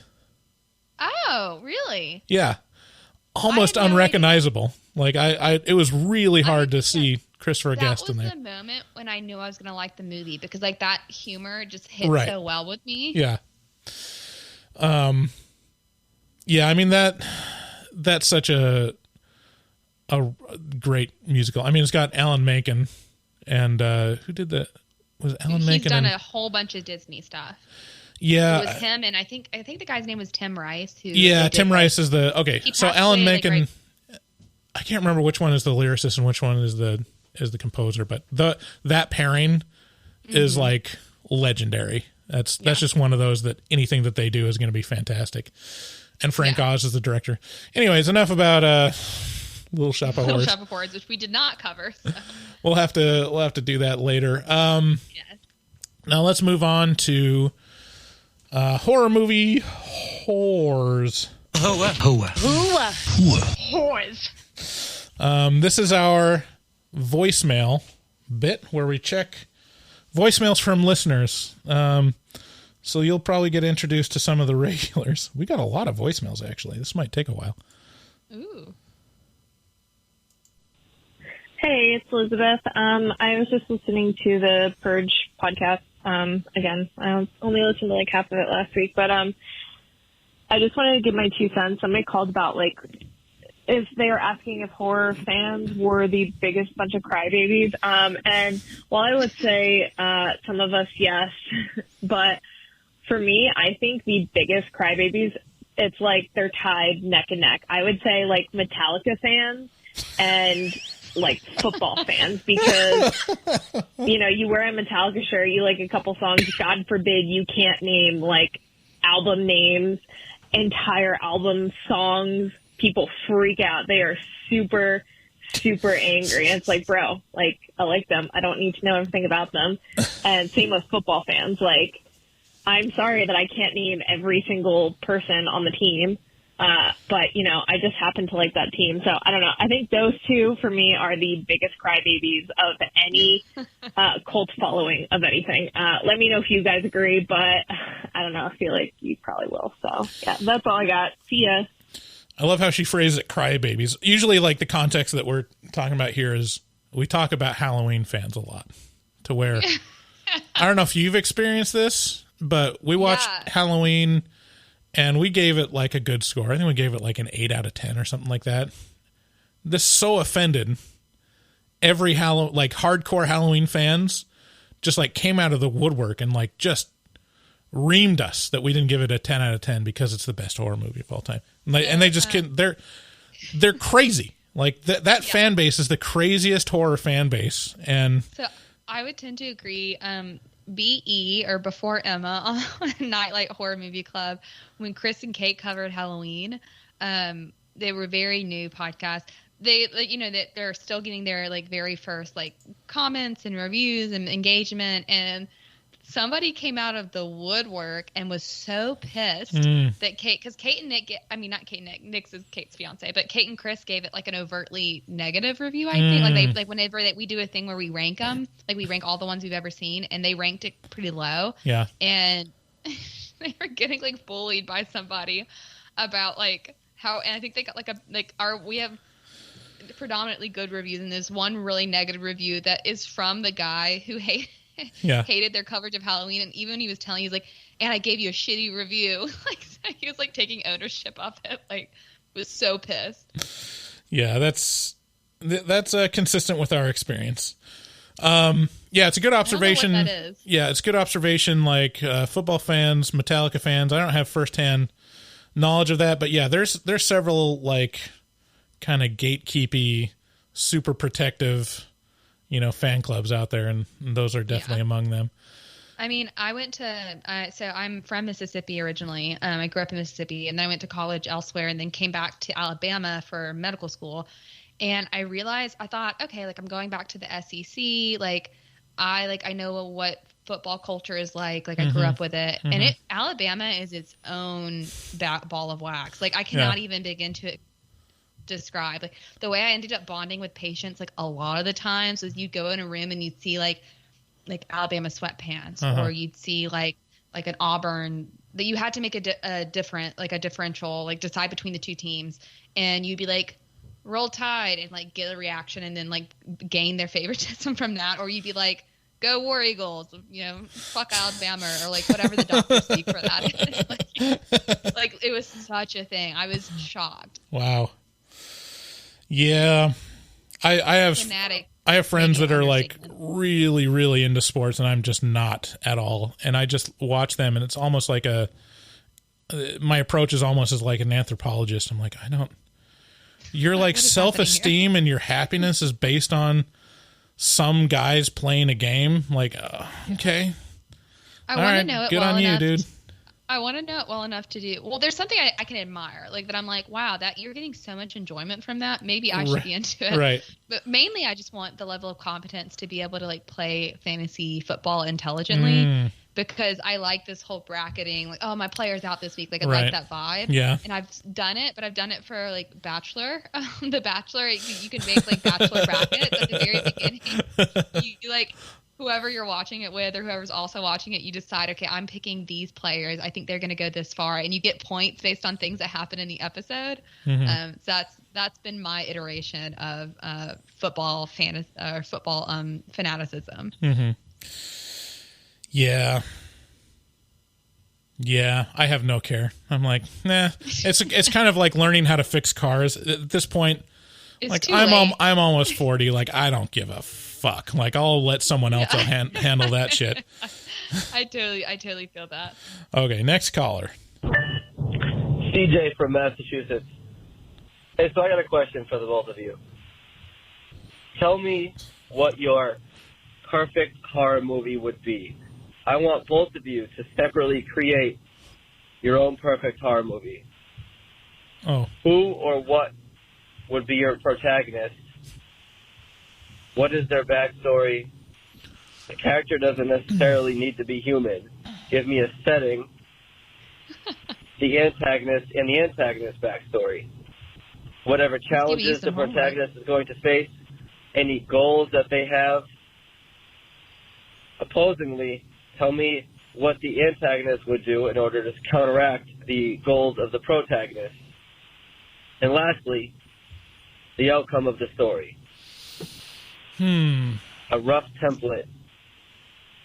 Just give me a rough template. That's all I want, because I'm curious.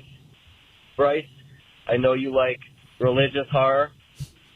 David, I know you're maybe more of a monster movie kind of guy. So, yeah. All right, guys. Talk to you later.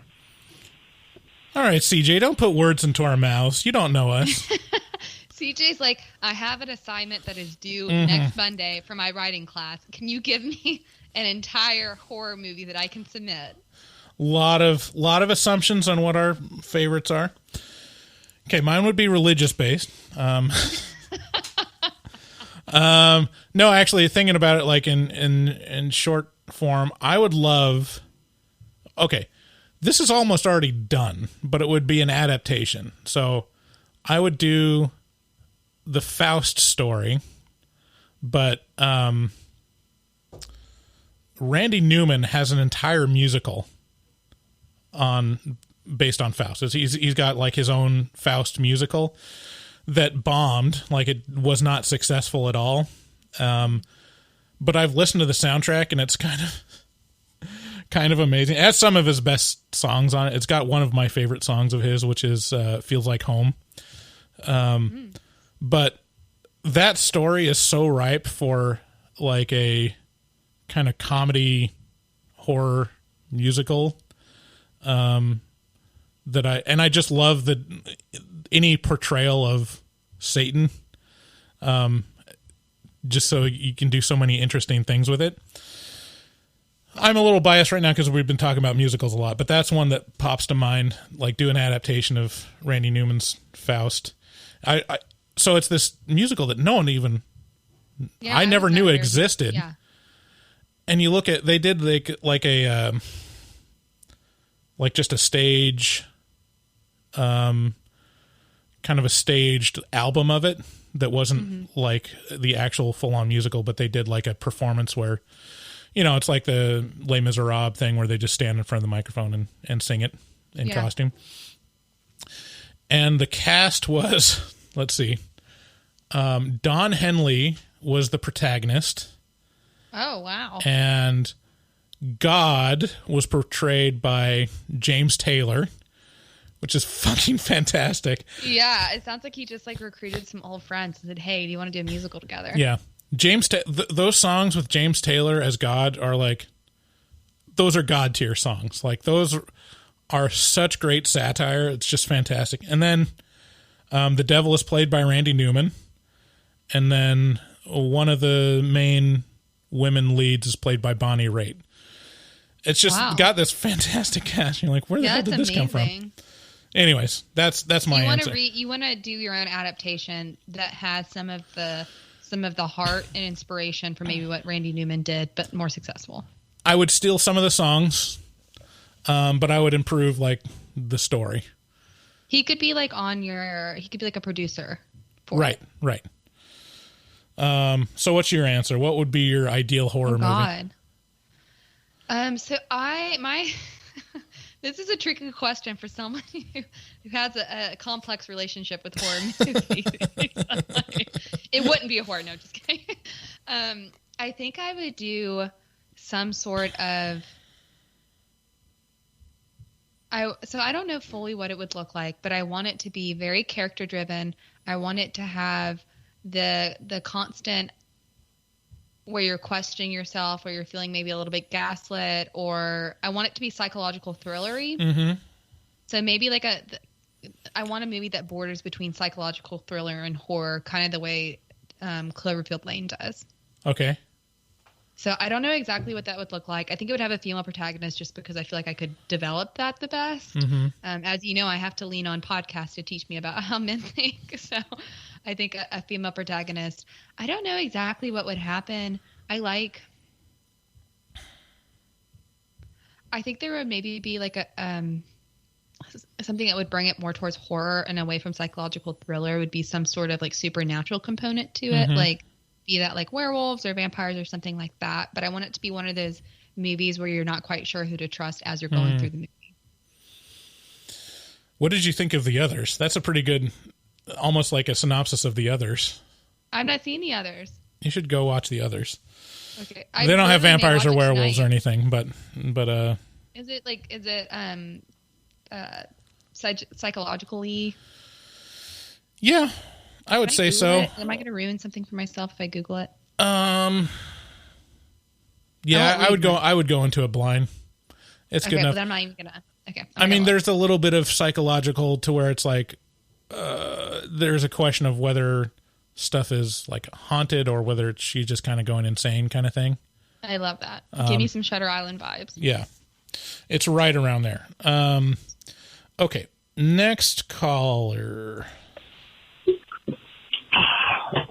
Oh, shit. This is Ro from the fucking Bronx again. I'm getting ready for work here. I was listening to this Queep podcast, and I'm only just like 2 minutes in, and it's already fucking terrible. You guys gotta stop pussing up and getting these lame-ass guests on the fucking show. It's weak as hell. These fucking... What's this person's name? Fucking Casper's boring as fuck. You're just getting hot chicks on there because you think these fucking boring-ass listeners are gonna listen because you got a hot chick on there. Man, fuck this show. Also, why don't you have Bugsy Siegel on there, one of the original fun guys that calls into the Horror Movie Talk Horse? What else do I gotta say here? I canceled my fucking Patreon because I was so pissed off by the content. and also because I'm trying to save my money so I can move out of the fucking Bronx. Anyway, do better. Do you feel attacked? I don't know where to start with that. Yeah. Is that your introduction to Rojo from the Bronx? Is that your first hearing from Rojo? Rojo's a regular caller.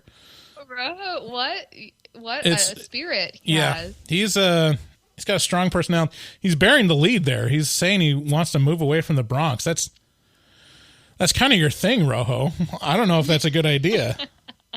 Then you'll just be Rojo.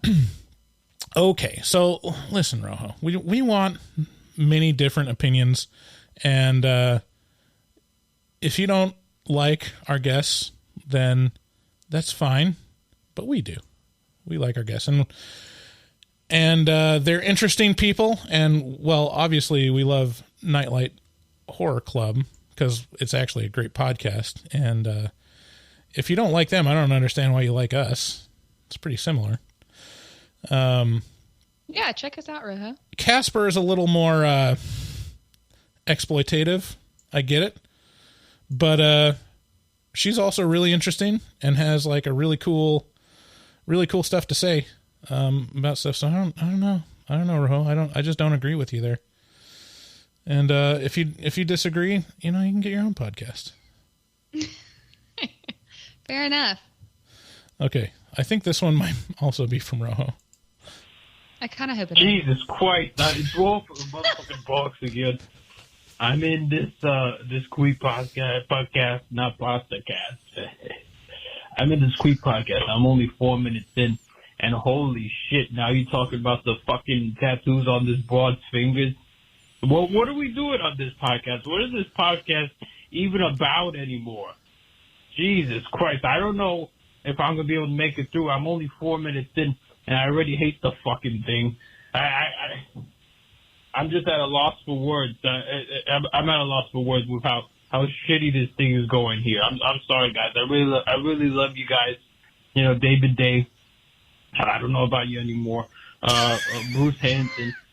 You're pretty swell. I'm just hoping that you pull through it and you save the rest of this fucking Creep podcast whenever this broad babbles about something that's uninteresting that she thinks is interesting. All right, guys. Fucking tattoo your fingers. Tattoo dicks on your fingers. Not a fan of our last podcast with Casper. I did suspect that just from some context clues and what he was saying. Mm-hmm. I'm a good reader of people that way. Right. He's wears it on his sleeve. So I mean, we appreciate the feedback.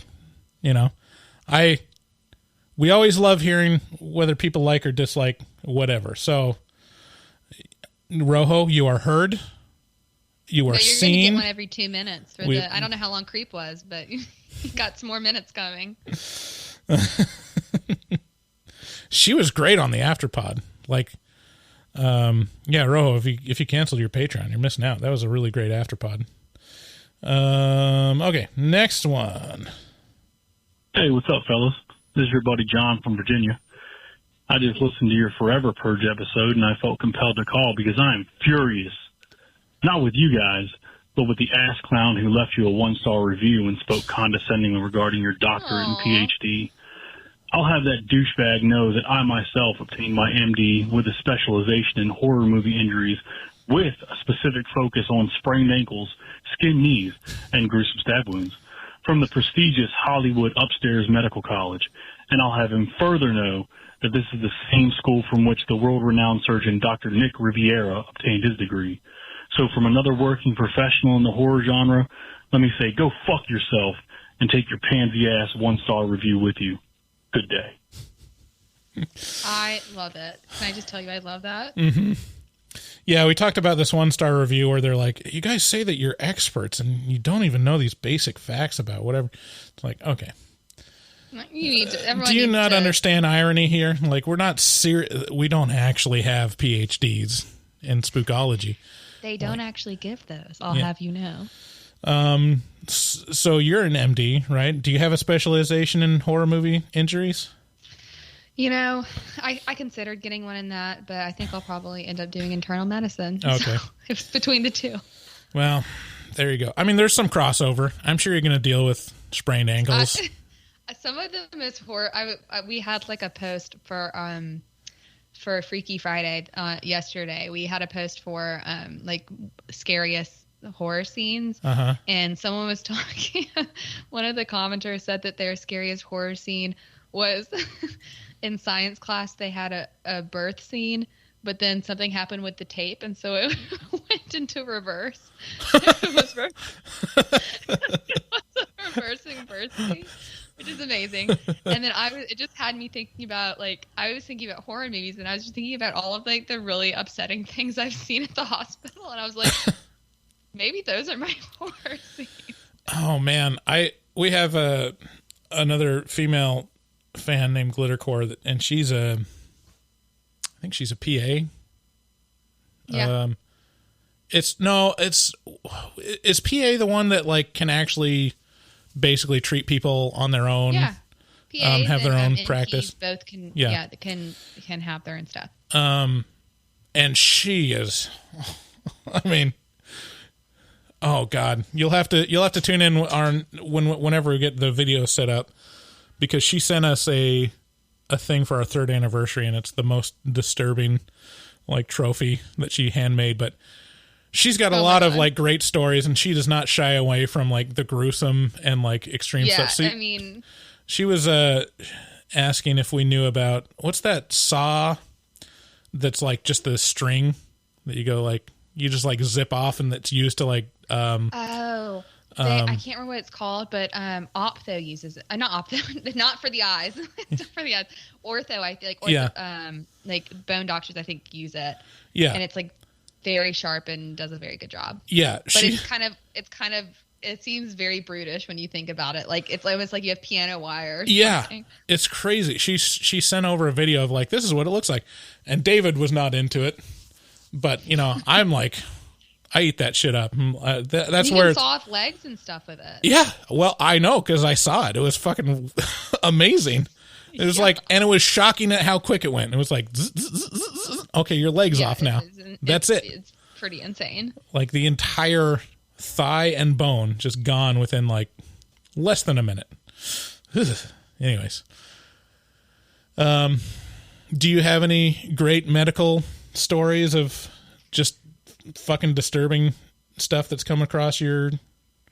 I mean, I like the thing. I feel like the things that I remember are like just kind of like sad. Like I've had whenever I worked in the ED, like we had like there was a woman who came in, and it's not horrifying, but it was just like very jarring. She came in, and like I went to go see her, and she's like I'm here to be put down. And I was like, we don't do that here. And she's like, oh, okay. I'm so sorry I'm here. And then she got up to leave. I was like, no, man, please, like, sit down. Like, no, like, let's talk through this. Like, jeez. I'm not killing you. Like, let's just talk this out. And then there'll be people, like, who frequently, like, be in the ED or elsewhere who are, like, threatening to, like, kill the nurses and the doctor. I mean, not frequently, but it's definitely a thing that happened. Yeah. And then it's just, like gunshot wounds and stuff like that from the ED. And then, people like the funny thing in like when you're on the floor, because I'm doing like right now I'm in training in hospital medicine, and then I want to do pulmonary and critical care, which would be like in the ICU. ICU is just like wild because the things that people can survive is wild, and also just like I don't know, like that whole process of kind of teetering between life and death is just really intense. But like people when you're on the like one of the reasons I like ICU is because everyone takes you seriously, like because people are sick. It sounds like sad, and it is sad, but like people are very sick, so it's easier to have honest conversations. Whenever you're on the hospital floor, sometimes you'll like have a COPD patient who's like, can I leave to go take a smoke break? I'm like, no, like you're here because your lungs don't work because you smoke. You cannot go take a smoke break. Or like we had someone who overdosed because like they did cocaine in their hospital room, and we're just like, people, get it together. Like, come on, guys. Jeez. I think like part of the hard thing about medicine is just like sometimes it just feels like you feel like you're a little bit in a nut house, like on all floors at the hospital. Well, yeah, so sometimes you kind of are. I mean, sometimes you're really like one thing that was odd was whenever I was doing my medical school clerkship, I was rotating through psychology or psychiatry. And so whenever they would have us go to the psych ward, and the psych ward is just like an open, like it has all these locks and stuff to get into it. But once you're in it, it's just like people like wandering around the psych unit. Like people aren't in their rooms really. And that was weird because then people would just like yell things at you or like try to like start conversations. It was just odd that like there were all these locks to keep them out. But like then you're in there and you're like, is it chill that I'm in here? And other people would say like, oh yeah, I saw someone tackle someone in there. And you're like, do I need to be concerned about that? Like it was not my vibe. My brother-in-law, before he became a state trooper, he worked security at a hospital. And yeah, I mean, I don't envy that job. The stories of just like having to tackle people and having like these hoods that they would put over their head so they didn't spit on them. And then what they would do is just like get it saturated in their mouth. And then so they could just blow aerated spit through it. It's like, geez, these guys are like professional crazy people. And you have to deal with them. It's like one of those. It's one of those things where it's like, this is a horrible indictment of America that we have like no kind of support for mental health, like at all. Where it's like, well, we know that the state hospitals for like mentally ill people, like, well, those were terrible conditions, so we had to stop doing those, and then offered no replacement. So now it's like the hospitals are left to take care of it. It's like if you like we have frequently. Our oldest sister is also in human medicine because Kate's a vet, and she works in the ED, and so she has more expertise with this than I do. But as a medical student, I did spend some time in the ED, and it was really tough when you would get those patients who, like, not to be a bummer, but who like came in because like they would come up with like kind of a bullshit like symptom. Right. They like knew which symptom, they knew what to say to get past triage to get evaluated, but they were just there because it was cold outside. Like, yeah.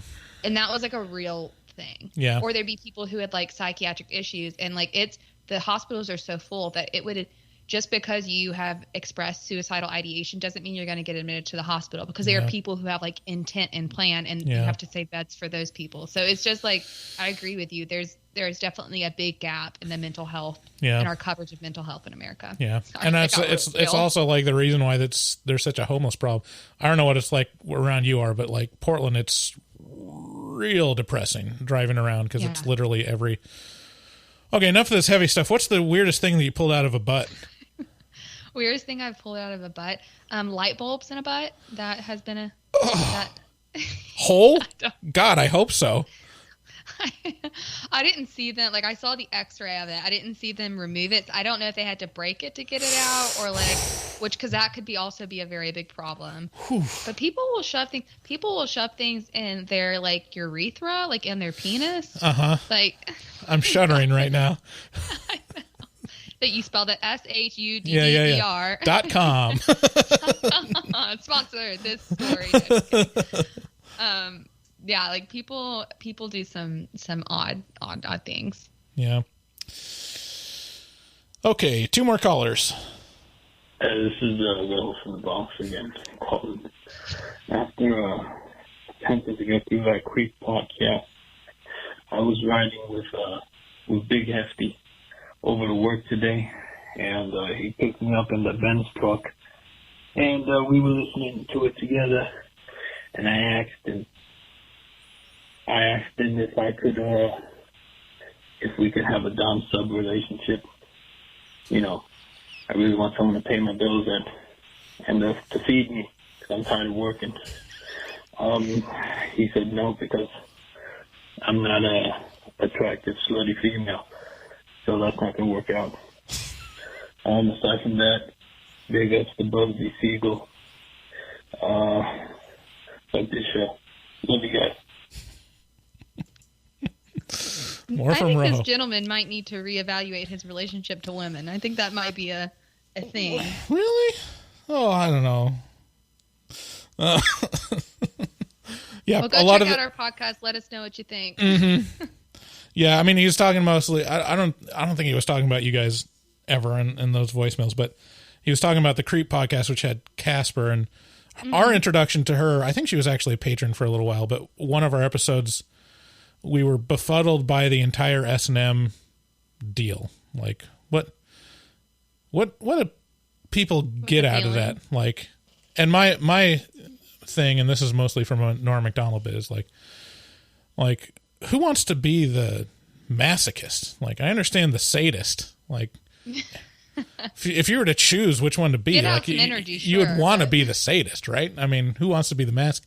And she explained the entire dynamic behind it, and it was interesting. So she's our expert on sub relationships and stuff. Okay, last.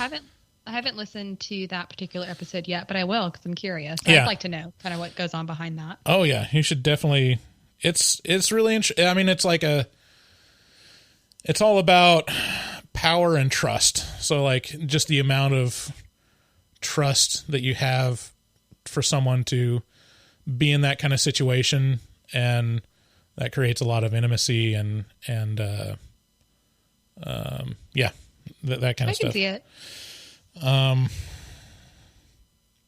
Also the thing that was really really piqued our interest for me and David was that just being a sub, like they're just in control of sex. They just do all of it. You can just receive it. That sounds nice. Yeah. Guess that's true. Yeah, they're in control. It's the missionary position. Right. It's like, all right, I can just lay there. That'd be fun. Okay, last one. Hey, it's Michael. I was wondering if y'all had a preference on going to the movies or staying at home and watching a movie. And those stickers you guys sent are fucking amazing. I love that Scream one. It's pretty clever. And bye. Thanks, Michael. Yeah, if you join our Patreon, you'll get some stickers at, I think it starts at the $5 level, but also you can get them on our shop if you're interested. And yeah, most of them are designed by Dustin, and they're amazing. My preference is definitely theaters. Like I really missed going to the theater in the last year. It's just an experience that I like, sitting. There's not a lot of people in the theaters anymore, but especially for horror movies, it adds an element to watch it as a group. How about you, Emma?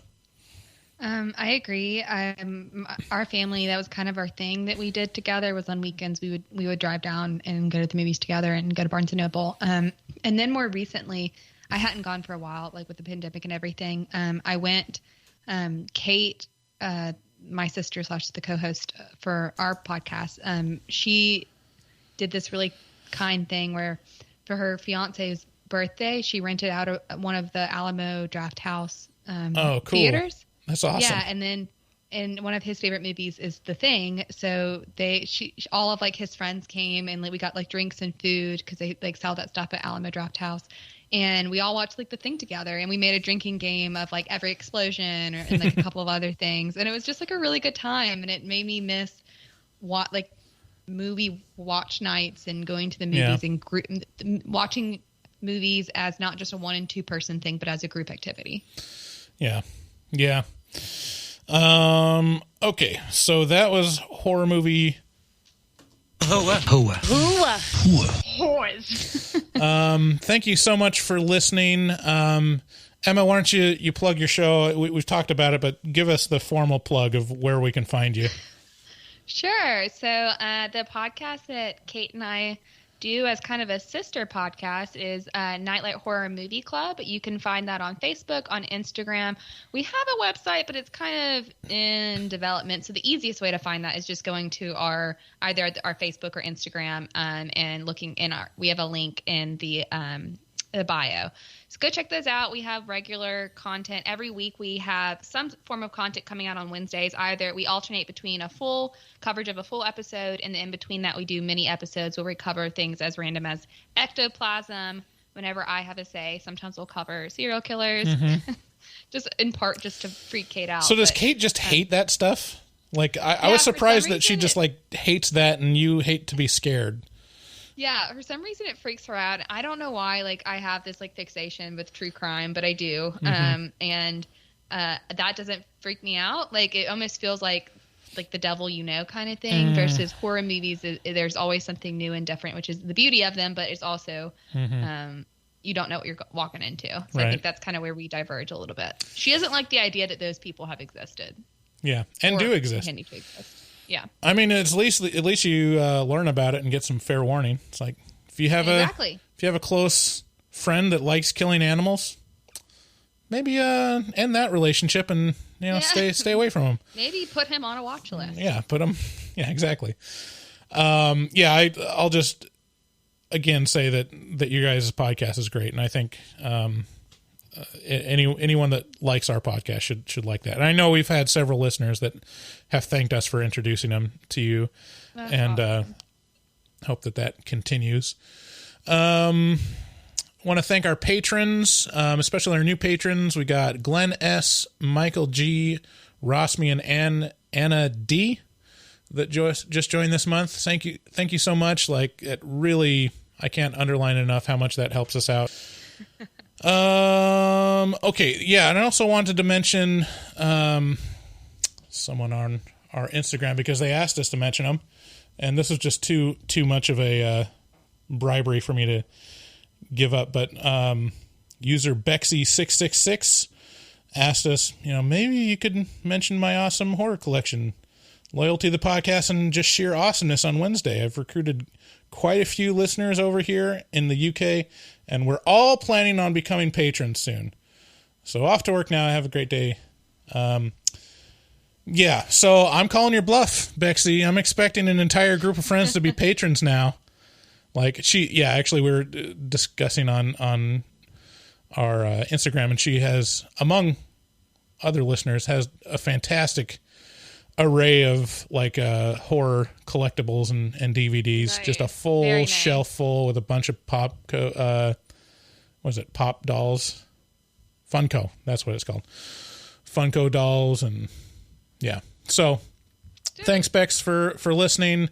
Expect at least a dozen people to join our Patreon now. Make good on your promise. Yeah, you did your part. And she's a good example to the rest of you listeners. Share this podcast with a friend. That's how we grow. And go visit horrormovietalk.com. Get to see old episodes and find all the links to all the things we talk about. Thanks for our sponsors. Thanks to Dustin. Thanks to Emma for joining us. We will see you next time. If you want to leave us a voicemail, call 682-253-4468. Bye-bye. Maybe. Bye-bye. Here we go. This will be a little long. This is Bugsy's ode to horror movie talk, and it's about 4 minutes. So if you want to go get a drink or something before the afterpod, I'm going to run to the restroom. Okay, go for it. Looking for a podcast full of burps and gas, perverted cast, skinny and fat? Look no further. Horror Movie Talk is accidentally funny, begs to donate money, fake sponsors for dummies, and so much more. New episodes every hump day. They'll pickle your dickle for foreplay. Patreon members have it your way. Vote for a movie every month for the review. Choppa choppa, don't just stare at it, eat it like a taco. Put your tongue through the phone hoodie, Picasso. Look at them hot kids, swear not a pedo. Got me too'd with Cosby eating jello. Pudding Pops done gave Bryce flatulence. Drain addict Dave doesn't give a shit. 1 through 10, is it horrible or excellent? Oil me up, daddy, is dinner rumps. Kiss Bryce Hansen. Look at them hot kids, Chris Henson. Masturbate with a crucifix, exorcist. Face huggers, chest bursters, alien. Linda Blair, P. Sigourney Weaver. I know it's true cause it came from social media. Patrick Bateman can't understand you. Stab you to death for rotten apple reviews. Opinionated podcaster with a doctorate. Spookology, doctor of philosophy. Bad gastritis, need colostomy. Turn Patreons into human centipedes. David Doobie Day, scare him, no expert. And Goble fucks hard, professional sexpert. Afterpods, taglines, and porno flicks. American Psycho, them guys pretty sick. Chopper chopper, don't just stare at it, eat it like a taco. Put your tongue through the phone, hoodie, Picasso. Look at them hot kids, swear not a pedo. Got me too'd with Cosby eating jello. Pudding pops done gave Bryce flatulence. Train addict Dave doesn't give a shit. 1 through 10, is it horrible or excellent? Oil me up, daddy, is dinner rubs. Nothing good happens in the woods. Always get more than you bargain for. Got a pickle to dickle, machines tickle bitties. Killer on the phone, ain't no Sharon Stone. Vancouver, Portland, Oregon, and organs. Corona, COVID, curse, Lorona. Green River Killer, because reasons. Hallway of poop monster kids screaming. Ain't your ordinary dingleberry itinerary. 30-day shutter and jump scares, ain't fucking scary. Time for the spoilers with jokes and tropes. Use their white socks to catch their loads. Just show them one titty, pretty. Paganism you should worship, they Teflon dicks. Pacific Northwest, let them see one breast. Shifty ass, stay spooky, poor man's digress. Bugsy, HMT, horror movie talk. Hold on, they don't like Halloween. Fuck them.